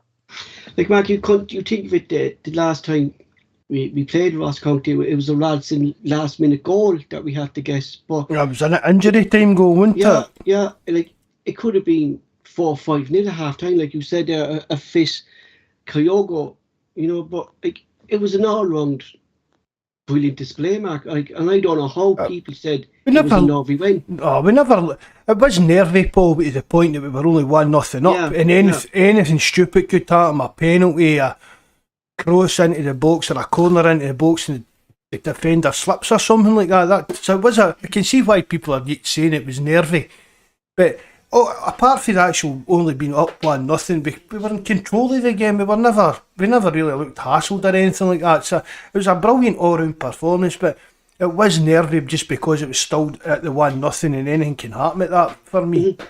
Who stood out, Mark, Sunday, do you think, for you? I think the whole team in general played well. But... Well, I thought Jota really... I thought... a lot of people... No, they weren't giving him stick. A lot of people had been off the boil and things like that and said that he had to step up. We know what he can do, exactly. We know what he can do, but he wasn't sure. People were saying he needed to step up and give us a performance, and he set up a goal and he scored a goal as well. So we can't really fault him for that. So I was really impressed with him. And to be fair as well, I thought for Jota's goal, I thought Giakoumakis done brilliant with that. That was kind of, although it hit the bar and that, but that was like a real, what we've said, Paul, a real poacher's goal. See what, Paul, you talk about, and you're quite right to talk about the movement of Maeda and Jota. See Giakoumakis' movement in the box. It's brilliant. Absolutely brilliant. It really is brilliant. And I don't think he gets, well, he doesn't not get credit, because he's really chipped in with the goals and stuff, but see his movement. See if he moves and he doesn't get the ball, he's right away. He moves again. He just doesn't stand still, and I think it goes a wee bit unnoticed because of the way that Maeda. I think we kind of expect him to be like a target man, but he's got a lot more. He's got the total complete opposite of Kyogo, but he's got a lot more. There's a lot more to his game than just being a target man. He reminds me of Ruud van Nistelrooy. He always moved around in the box and he knew where the ball was going. Like Giakoumakis goals, they were all his first touch. I know. Do you know what I mean? Like it's instinct that he has, and he doesn't stop either. Like we all said when we signed him, like is he, like what you said there, Mark, was he a target man? And then we were giving him stick because, Mark, we thought he was a target, but he's the total opposite. And what he brings to the game is brilliant. It's like he's like what you're saying, Paul, and he's like a poacher. But because he's size and that, we all thought he was just going to be this big muscly target man, but he's got that poacher's instinct, and that's probably how he ended up the top goal scorer in Holland last year. Like by going by what you said, like every game's going to be tough, like and stuff like that, but it's crucial. Like wins or wins or when, it doesn't matter how you win. It's just not giving them a sniff before Sunday. That's exactly it. And something, but what I was looking at was before the game on Sunday, if we can see this out, this is before a ball was kicked, I was thinking to myself, there would be 4 games remaining. We would need to drop points in 3 of those 4 games to not win the league. And that's the sort of the angle I was looking at it. If we can get through the Ross County game, get 3 points, would need to drop points in 3 of the last 4 games, which I don't see happening. Because it's not going to happen, Barry. Really, this was because Mark, like you look at the teams we're going to be playing. Like this is going to be one of the toughest games because we know Ross County were going to pack the defence, and it's up to Celtic to break them down, and that's what we did. You know what I mean? Aye, and that's one of the things that Celtic struggled with. We were struggling with it under Lennon, all these packed defences, and we spoke about it. We needed players that could provide wee bits of spark and that, and Jota done it on Sunday. Moving on to next 3 days time, Celtic are getting closer and closer. 6 points clear. If we win on Sunday, it's 9 points clear. Celtic have a superior goal difference of plus 21. It's a big game. Look, before we talk about that, Barry, look, what have we learned from the semi-final, and what do you think Ange has to do going into this game? Well, obviously the semi-final, Paul, was a massive disappointment, and I'll be honest, I don't know what you guys. I never saw that coming. I didn't either. We were going to steamroll them. I was a bit disappointed that it seemed to be us that were the tired team. It seemed to be us that were tired. Listen, you can lose these games. Things happen, but I just thought it was all teed up for us to really walk over the top of them. I just think, there's a massive incentive for us now to really go and, stick a dagger in their heart, for want of a better phrase. We've now got the opportunity in front of our own fans, in front of a massive crowd, to go and really grab the one that'll get us the title in all but name, will be 9 points clear. There's just that massive incentive in it, to go up against your biggest rivals, to effectively clinch the league. There's just that incentive there that I fully expect the players to be massively up for this game. The crowd are certainly going to be up for it, and I like to think we're going to win. We're going to win this game on Sunday. That's what I see happening, and it'll be party time at Parkhead. Mm-hmm. Mark, what does Ange do with the front three? We saw some great movement by Merida and Kyogo against Ross County. They started creating space. The high press was at its best with the two of them there. We spoke that with the two of them there that the high press would work. Does he go with Kyogo, Merida, Yossa, or does he go with Merida, Giamakis, or Yossa? I'd be going with Giamakis, Paul. Mm-hmm. I would start with Maeda, Giamakis and Jota. And let Giamakis, what we're talking about, do a bit of bullying with them, and then if we need it, we'll get Kyogo, but even if we don't, bring Kyogo in to run them ragged for the last half hour or so. Mm-hmm. But I would definitely start with Giamakis. Because what we saw, Barry, from Giamakis back in February is that he harassed McGregor. Exactly. He harassed their defence. No, he never gave them a minute. He didn't. And Rogic, I keep saying it, Rogic, I thought was immense in that first half at Ibrox, and yet he just didn't turn up in that cup game, Barry. Do you know what I mean? It was unplayable in that first half at Ibrox, and I was on here saying he definitely needed to start in the cup, but he didn't turn up. So did you take a risk with him on Sunday? You know what? It's a tricky one. I'm sure all of us are going over what teams we would in our head would play. I think I would play Rogic on Sunday, and I agree with you, Mike. I would play Giamakis, but I think Ange will play Kyogo. I think he'll play Kyogo. But the reason I would play Giamakis is I think the difference from the semi-final compared to the two previous leagues, they were a lot more physical.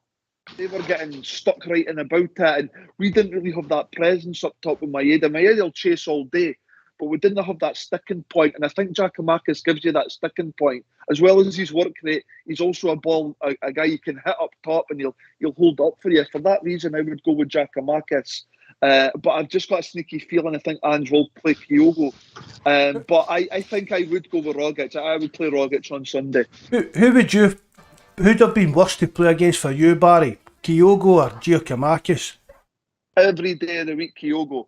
You know what? See, you ask any centre half at six. I mean, not that I was a centre half, but you ask any centre half at 6'4", who do you want to play against? You want to play against a guy that you're going to mix it with, or a guy that's just going to no give you a second, going to always running behind. You pick the physical guy every day of the week because you back yourself. A guy at 6'4" will back himself up against with all due respect to Giamakis or any other physical striker. You're not backing yourself up, it can run 100 metres in 12 seconds or something like that. As a defender, you're not wanting a guy that's going to run in behind you every single time the opposition's got the ball. So who's going to play? I've got a sneaky suspicion it'll be Kyogo, but I just think Giamakis brings that physicality. But from a Celtic point of view, forget about them. From a Celtic point of view, he's a guy that you can get the ball up to, he'll hold it up, and you can bring other guys in like your Jotas, your Rogic's, your Maedas if he plays. He's a focal point up front that I think we need on Sunday. It's a tough one because you can see for and against for both players, Barry. Do you get me? You can see why he's playing, and that's good to have that. That's Paul. That's what we're saying when we're talking about we need another striker. That maybe that's the kind of difference. That's the kind of plan A and plan B that we've always said we need. Mm-hmm. And the thing is, whoever he plays, I'm sure the supporters will not be disappointed with the outcome. If he goes with Kyogo, I'm sure the supporters will be happy. Right, we'll go with it for an hour and bring Giamakis on.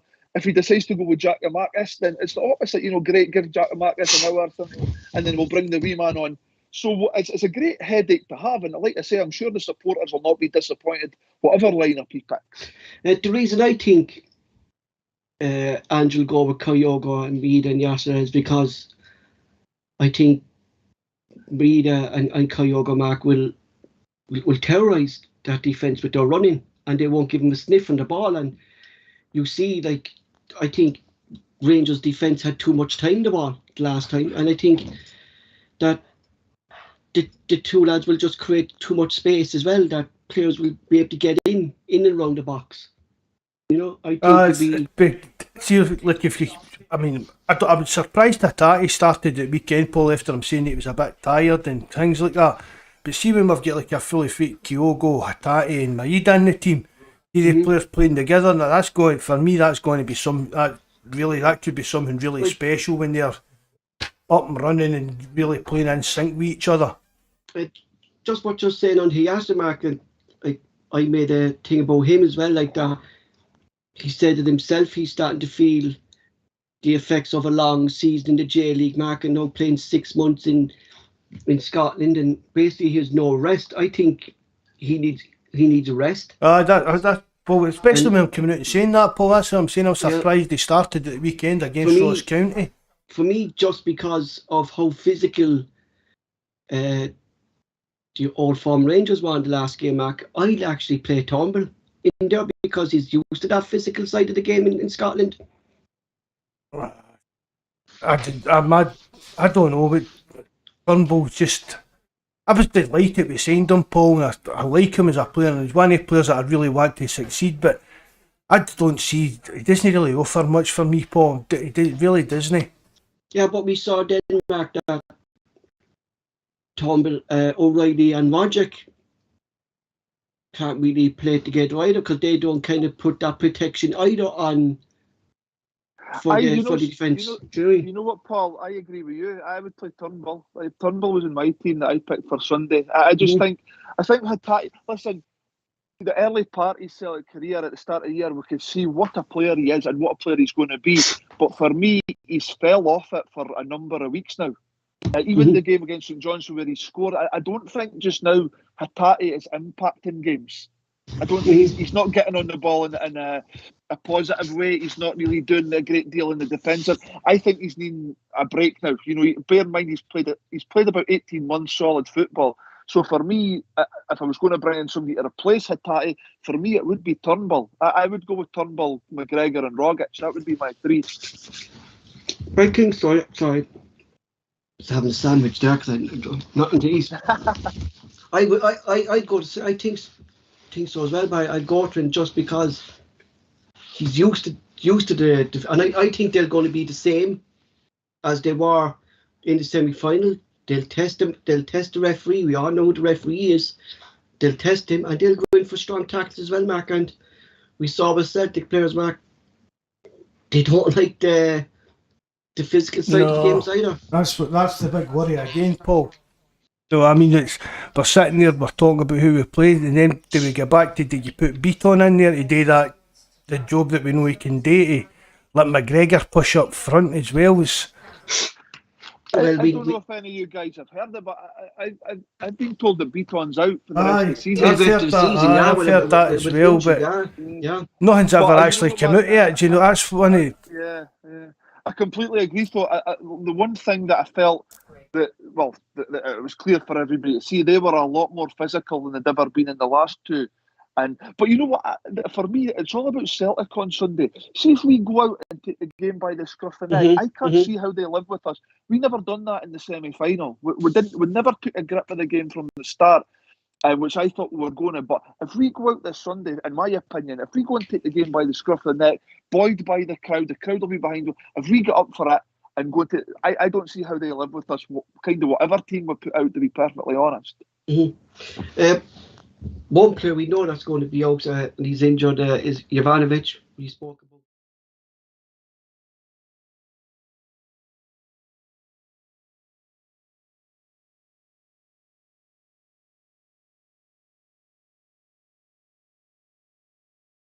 Jovanovic doesn't seem to get a hold of these derby games, didn't he? No, he always kind of is like what is it they call it, a deer caught in the headlights. Into that's his saying.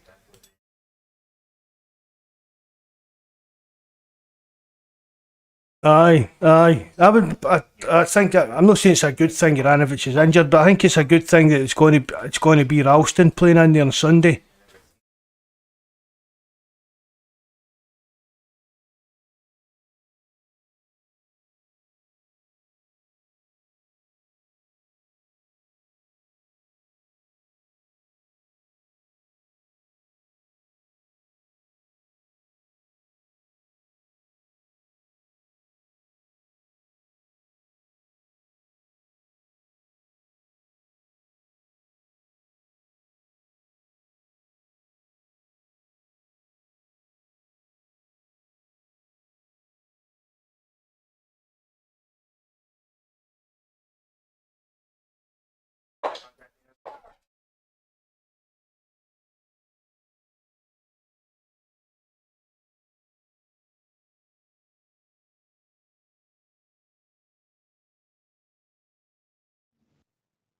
Not kind of overlapping. Like I spoke about that to you numerous of times on the podcast, what Ralston actually brings to the team.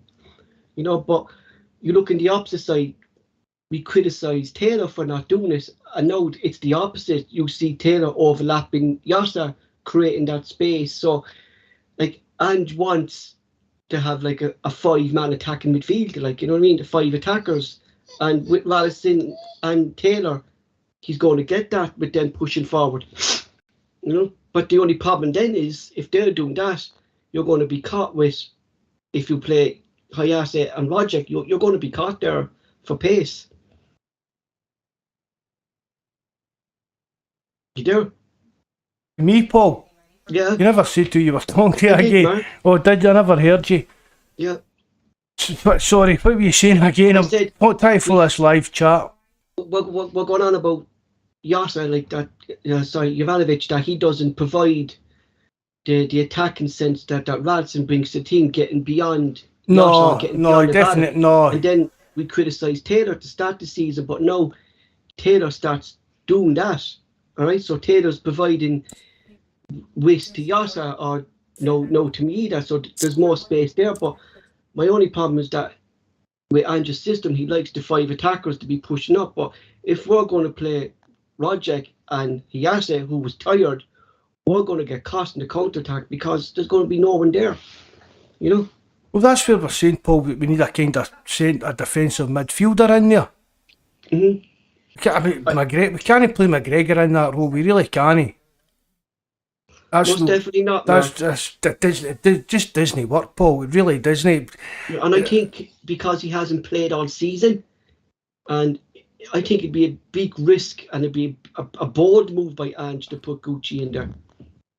I don't see him doing that now, Paul. No, that's like saying it'd be a bold. But like we spoke of a player, Mark, who, sorry, I go to Barry in this one, but Barry, we spoke about a player who loves the physique player, and we questioned where does he fit in, like, but for this type of physical game and tackles, the ideal player on the bench is James McCarthy.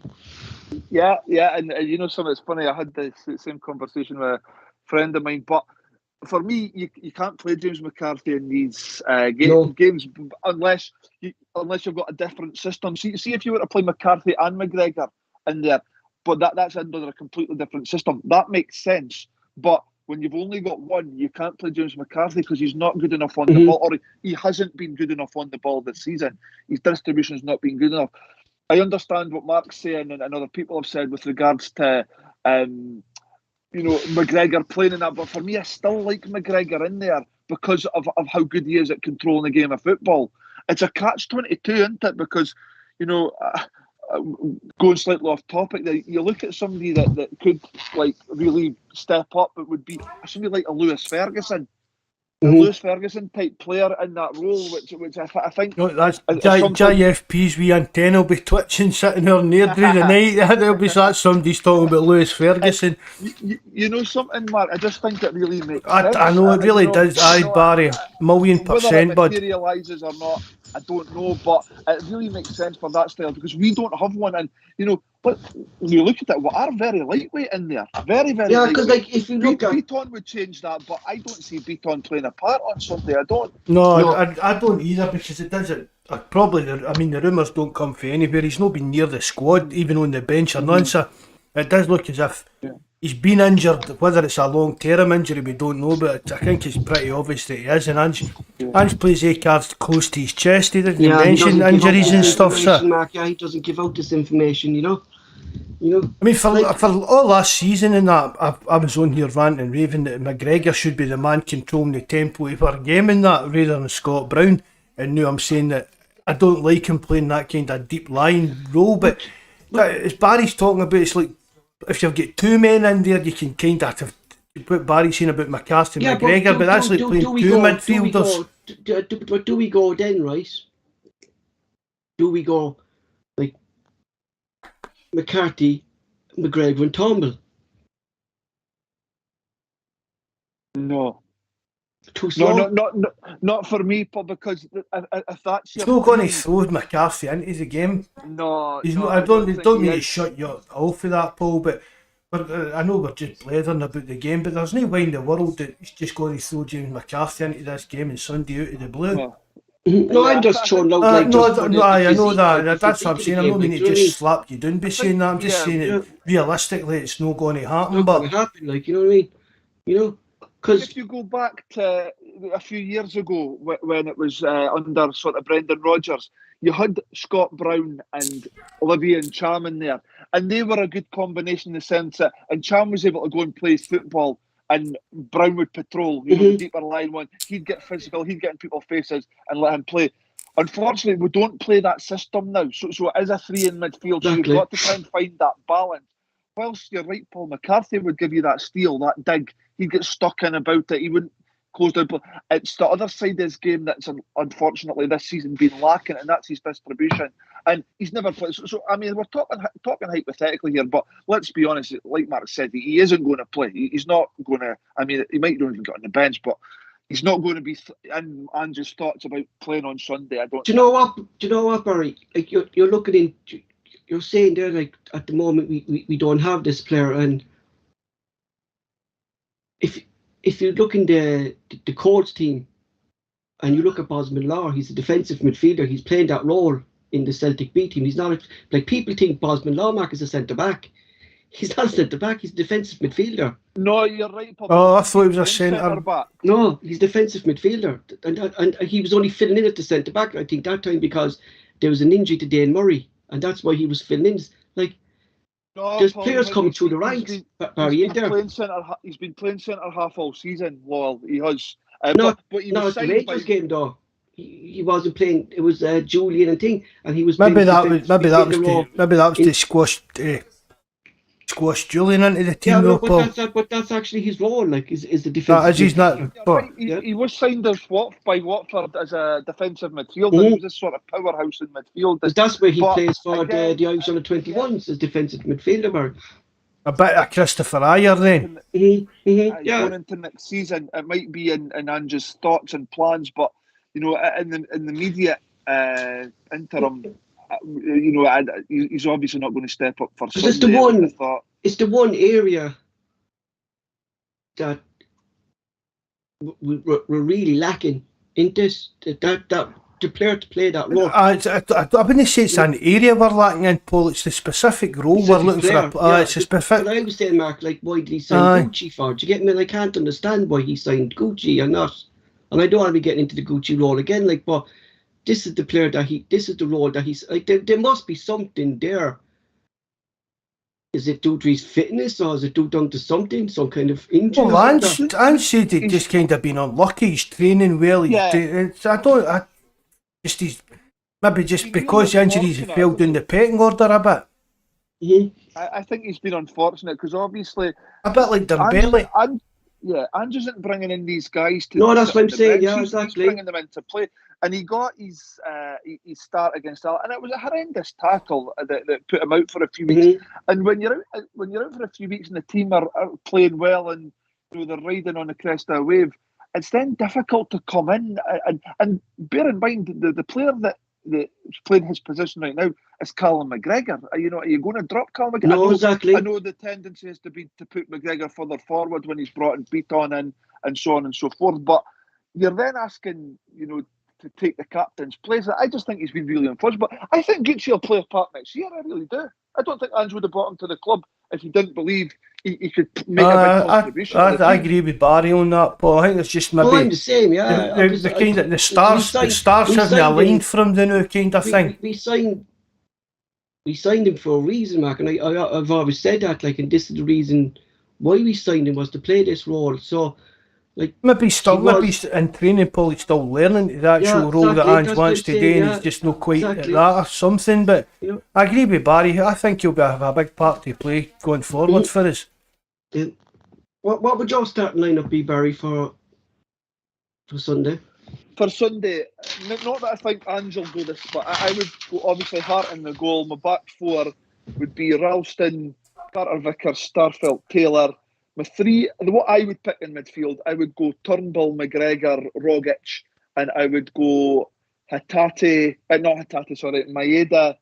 Giacomakis, and Jota. That would be my team.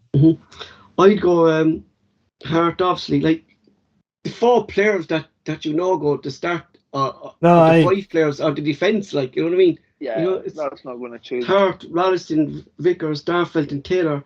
I went McGregor. I went O'Reilly, the reason because I think the last couple of games that O'Reilly came on, he actually changed it, and he brings that more faster pace that Rogic would bring, and I think he can take a tackle better, because I think if Rogic gets a hard tackle, he'll upset his game, Barry. Yeah, it's another one, Paul. It's another one. If O'Reilly plays over Rogic, I'm not. Yeah, exactly. It's the exact same. It's the exact same with Giacomakis and Kyogo. With either one plays, you're happy with it, Barry. Do you get me? Absolutely. I'd be happy with that. Yeah. O'Reilly, Turnbull, and I went Yasna, Kyogo, and Maeda. I think they'd be those front three at the start of that game. Like, if we see Celtic the way we know Celtic can play, like the 3-0 win, and if we play like that, and if we get the ball to the 3 lads, and if they're pressing them, I think we could cause fierce trouble. We saw when McGregor was put under pressure, Mark, that he started kicking the ball long, he started kicking the ball out of play. They were unsettled, and I think that front three will unsettle them from the start. Like, it must be. I don't think McGregor will start for them, Paul. Do you think so, not? Well, he didn't in the cup game, didn't he? No, but was he back and goal at the weekend then against Motherwell, wasn't he? But McGregor's not the keeper he was. I know what you're saying. See if McGregor's playing, Paul, I think that helps us. But do you know the only reason McGregor played the cup, didn't play the cup game, is because McLaughlin played all the cup games, and Giacomakis kept. He was the cup goalkeeper. Do you get me? Oh right, I didn't know they'd done that. I thought he'd just been dropped. Yeah, Paul, McGregor's not the keeper. We've seen that. Do you know what I mean? Even the game at Ibrox, Paul, Rangers fans were on Twitter slagging McGregor off for the goals and things like that. So I think that's a plus for us if it's McGregor that's in goals for them. Just really, he's not the keeper he was. What would you go, Mark? Well, really, the front three is the same as Barry. Jota, Giacomakis and Maeda. The only ones were different ones in midfield. I would go McGregor. Got to go with wee Matt Orley as well. And this is a tough one. Isn't it? It's just this one position we all everybody's kind of talking about and disagreeing about, isn't it? Who you put in the third slot? I think you'll play Hatate, Mark. I think he will, yeah. I think it would be. I think it will be. I think he will. I think he will play Hatate. But you think, Barry, right? Do you think, like, if he plays Hatate, right? Okay, and how fast we saw Maeda and Kyogo, do you think maybe that would suit him more, the fast ball, getting the fast ball to them, that he's not dwelling on the ball, then he's getting these fast passes to those players, Kyogo and Maeda? You know, sort of. I just think all players. We just need to start the game that we started back in February. That's for me. That's what's going to be the key to the game. If we can start fast and really get going, like we did at the start of February when we beat them 3-0. If we can play to that level, I mean, with regards to Hatate, and I know he has been saying, and I've said, you know, a short while ago that he's not been the same player. I do believe that. Exactly. Hopefully, you know, just playing these one games, maybe he is getting a wee bit of recovery back into his body. He's not playing 2 Aye. games a week like he has been. A week's a long time with football, Barry, if yeah. you're lying there, no lying there doing nothing but recuperating for injuries and just training away into it. There's a lot of difference between playing a game every 3 days or something. That's it, and that takes its toll on your body, and there's the adrenaline that'll get you through these games as well. So it might be that, because there's no doubt about it, Hatate is going to be a phenomenal player. We've seen the glimpses of what he can offer to the team. It's just that, like I say, I think we need to remember these guys have played 18 months of solid football. Not only that, when he came to the club, they were playing twice a week. So I do think that he will play Hatate at the weekend, and let's just hope that his body holds up and he's able to produce a performance like he did a couple of months ago when he was really flying. Do you think maybe? I mean, his goal, Slag McGregor's goal shooting and that, Paul, as you know, but do you think maybe that comes into Ange's plans? Hatate's really, see the kind of goals McGregor used to score for us. That's his type of goals, isn't it? The shots for the edge of the area and stuff like that. I mean, his goals against Rangers, his goal against Rangers with McGregor, that was different class. The one just in the near post, Mark, like that's good. Maybe coming into Ange's kind of thinking. Mark, yeah, that's what I'm saying, Mark. That the reason I think he'll start with Kyogo and Maeda is that they will open up that Rangers defence so much that it's giving players like Hayase and O'Reilly or Roderick to take that shot on. Do you get me? That there's space there from. Do you get me? I know what you're meaning, Paul. Aye. That's what I like about Turnbull as well. Turnbull's not scared to have a dip. No, he'll have a shot. Within 25 yards, he's got the balls with his feet. He's letting fly. I think that's the best, Barry, about, and I said to Mark, and Terence was on us as well, I said that's the best thing about this Celtic team, is that there's goals within the squad. Do you get me? It's one of the most important things, Paul, because obviously we've had, with Giakoumakis and Kyogo both having long spells on the sidelines, it's the other players that have chipped in with goals. Is the fact that we've had goals right throughout the squad. Even Ralston's come up with a good few goals at the start of the season. They've spread themselves out through the squad, and that's been a massive part in our success this season. It's weird. It's weird that considering the amount of goals that we have scored this season, we've not got a top. No, but none of our players are the top scorers in the league. Abad is 3 goals off top goal scorer. Aye, that's what I mean. But look at the amount of goals we've scored, Paul. And that wee guy for Ross County's a top goal scorer. So it is. These goals are coming from all different areas. And that's good. But like we're speaking of front three, but not only your front three, Greg Taylor scoring the Ibrox. I mean, really, he lost. No, Ibrox. You know what I'm saying? The cup game. I mean, any other time your left back scoring a goal and I know a derby game, it's massive. But it's been kind of overlooked. But I mean, Greg, a guy who's been slaughtered with Celtic fans popped up with a goal in a derby game like that. Exactly. It shows you, Paul, that just any Celtic player at any time is capable of scoring a goal. We need to work, although we need to work better on our set pieces for the usual for Carter Vickers and that to go on the end of. Definitely, and I think Mark O'Reilly set pieces are. I think they're about the best in the club. O'Reilly set pieces. Oh, he's fantastic cross. He's a fantastic crosser of the ball. We've got actually the deliveries have been pretty decent. Jota can put in a good. Even there was I can't remember what game it was. I remember Abada was on the corners and his deliveries were absolutely brilliant. Like there's a player now, Barry, who can't get into the starting lineup. Do you know what I mean? And you know what? He's been a wee bit unfortunate as well because the game in February he was sensational as well, Abada, and he's a right good player. And his time will come. He's still a young man, and I've got no qualms at all that he'll be a real mainstay for the club because he's an exciting player. He's just going to get better and better, Barry. Better. Like not only Mark is the starting lineup going to be important, Barry, but the bench is going to be important too. Like look who we have now on the bench rather than the start of last season. Do you know what I mean? There's an embarrassment of riches on the bench, and like I say, when you look down there, you're looking at there's 4 or 5 players that could come on and make a big difference, and that just shows the depth of the squad. We weren't always fortunate at the early part of the season to have this squad available to change games and these players to come off the bench. But now we're at that stage, and we're at the stage where it's a vital part of the season, and you do have these players that'll come on and make an impact. I'm seeing a lot of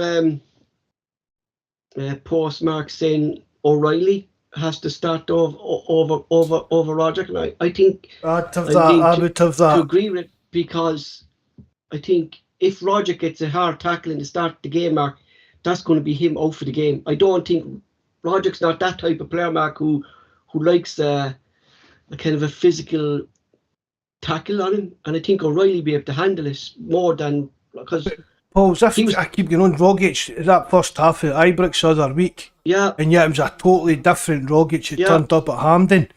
Yeah, but they targeted Rogic, Mark. They as I said, Paul, that game at Ibrox, say wee pockets in between the midfield and the attack, he was getting all the space he wanted and was running amok in there. And then at Hampden there, it was just the man was right on him every single time. He didn't get an inch on it, and he absolutely done nothing really. I'm not slagging him off. He just get marked out the game. So I would rather go with wee Matt Orley anyway. But just think as well, as you're saying, Paul, he's a wee bit more physical presence about him. Yeah. And I think that we need that, but we don't want to go toe-to-toe with them. With the physical side of the game, Paul. Let's play football and outplay them. Don't get involved with the kind of... Mark, that we have to kind of look at too, and I think it's going to be key to Kyogo and Maeda playing is, in the last game, we saw them bypass our midfield with the long ball, right? And that's kind of how they kind of won this battle. Like, I mean, they kind of... I think with the two lads, they won't be able to do that. Do you get me? Aye, Rangers weren't trying to outplay us in the midfield. No. They muscled us in the midfield, and you said it was big route one football. Like, you know what I mean?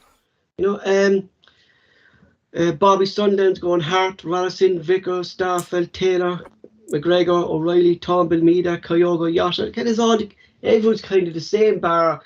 Kind of one or two players. It's either Giacomakis or Kyogo, or whoever's playing with McGregor and wee Matt Orley. That's who everybody's kind of debating, isn't it? Not only are we novice about the game, we're also novice about the referee, as Beaton was appointed match referee in the day. Surely things will might change a bit with the referee station after a horrific show by Bobby Madden, who was criticised by ex-players in Scottish. They were criticised by former referees, Mark. Like, Barry, that game was actually the worst refereeing display I ever saw throughout my days watching football. Bobby Madden's game last year. I mean, we've spoken about it on numerous podcasts. I mean, it's just the standard of referee. I mean, for me, listen, I'll be honest. For me, Bobby Madden, whilst he was horrendous, and he was, and I don't think anybody's said different. He didn't make any decisions that cost us the game, in my opinion. No. Some people point to the fact that he could have sent Lundstrom off for a number. And yeah, I get that, but it was more our, where we fell down. But I mean, he was terrible. But I just don't think his decisions impacted the result of the game. I don't. I think we were poor on the day. I'm kind of going to disagree a wee bit there with you, Barry. I'm not saying his decisions impacted the game as such, that's why we lost, but it's the wee daft fouls that start the game. Like you saw with Clancy, he keeps blowing for these wee fouls, and it's stopping and starting, and it doesn't let Celtic build up any rhythm of playing the game. I think that affects it. I know what you're saying. Not any major decisions really. He never gave a penalty that wasn't a penalty. But I think the decisions, the way he controls the game, kind of affects us. It's like being a wee slidey bum. Mark, you know what was interesting though, Mark? O'Callaghan went in. Ross County. Callaghan went in for one tackle. Clancy left him off. He went in for the second one. Clancy booked him straight away at the second one, and that was the thing. And I said, Paul, on the live chat, I thought he was going to get sent off that day because I know the type of player he is. Yeah. And then he didn't really put in another kind of dodgy tackle game. And then, Mark, that's proper refereeing, Barry, in my opinion, is lay down the law. If there's a dirty tackle in there, you do it once, you do it twice, you're going to get booked. That's it. And then the game then plays the way it should be. The drop ball thing, that was bizarre. Yeah, Barry, what's your take on that, actually? That was totally bizarre. I've not got a clue what that was about. Sorry, go and refresh my memory. What happened there again? I can't remember that. It was just the drop. There was a drop. Nobody actually knows. He blew up an injury to one of the player, Mark, and then he blew up and then he dropped the ball outside the Celtic box. Just dropped the ball, Barry, maybe 20 yards outside the box and done like a drop ball, rather than like a free kick or just a kind of one of the free give the ball back to him shot. He dropped the ball. Well, it probably just typifies what was an absolute shocker of a performance. But even like, I mean, I've said, Paul, people listening to this, we're no using that, but we speak about this all the time. Even dodgy decisions against Celtic, we will talk about them. It's nothing like sour grapes or that, Paul, isn't it? No. When we sit and talk about referees, this is just how shite they actually are. We're saying it when we win. Aye. That's why you need to call it out when you do win and lose, Paul. Even the blocking down the ball of Joe Hart, like that's a bookable offence. Did you see the one the other night? I don't even know what team it was. It, and the keeper ran out with the ball and kind of punched the guy in the face. That was Aberdeen Livingston, wasn't it? The Livingston keeper. And the keeper was running out, Paul. Was as if he was going to like throw the ball, and somebody's went in to block it, and he's kind of kid it on his swung, but he's caught the boy. He's punched the boy in the face, and the Aberdeen players went down, and the referees gave that as a free kick to the opposition team. Well, he booked the Aberdeen player, then didn't he? He put that. Gave the free kick against. I mean, that's just another bizarre decision in Scottish refereeing, and people that think VAR's going to help Scottish football. I'm dreading VAR coming in. I really am. Especially when you know who's going to be on it. Like, do you know what I mean? That kind of thing. I was looking at our referees throughout the season. Right, we had Madden 7 times.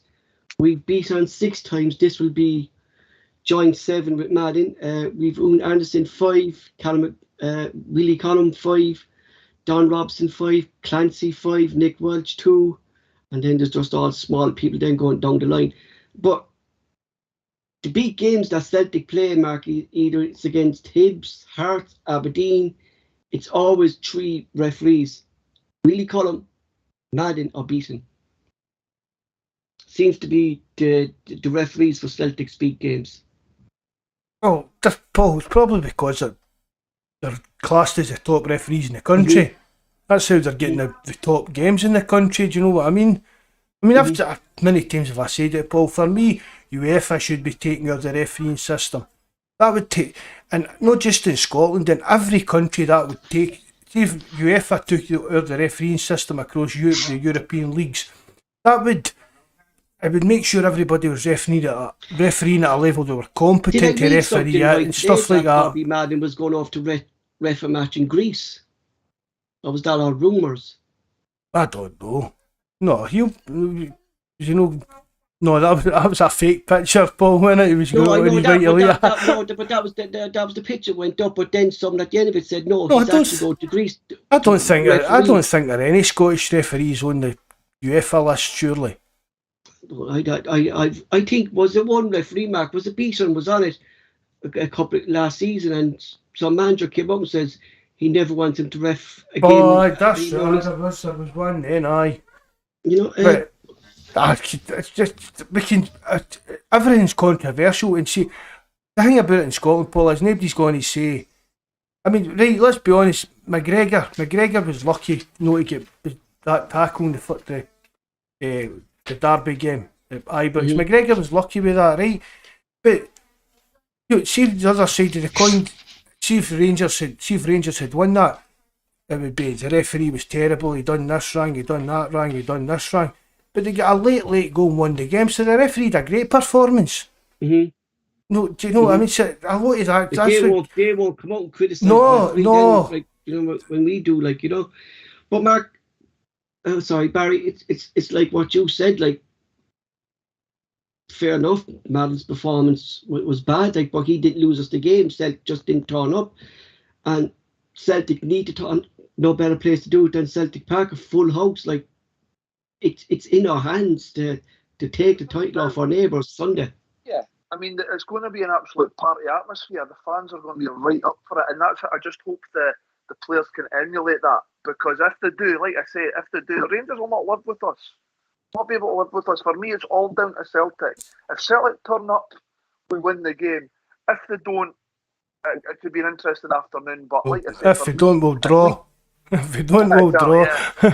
which isn't even a disaster, really, is it? Because it's just delaying the inevitable of the league win. But yeah, I mean, I fully expect it to be a brilliant atmosphere, and if the players can't get up and get at this team with the fans, 60,000 fans behind them, then there's something far wrong. But I don't expect that to be the case. I really do think that we'll turn up, we'll show the right desire, the right attitude, and Rangers will not be able to live with it. See, in the huddle before the game, Paul, Obi McGregor needs to say to the players is, see Exactly, listen to this.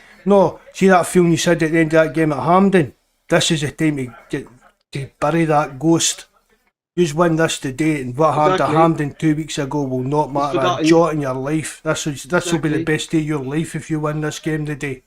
Because there's a lot of media in Scotland, Mark, and players are coming out saying Celtic are going through a dip, but then you see the game in Ross County, we didn't let that affect us, so that's what we have to do, Mark. We don't get the last derby out of our heads. This is a different game. We have a chance to win the title. Let's go do it. Aye, that's it, Paul. This is the time to exercise the ghost of what happened at Hampden the other week.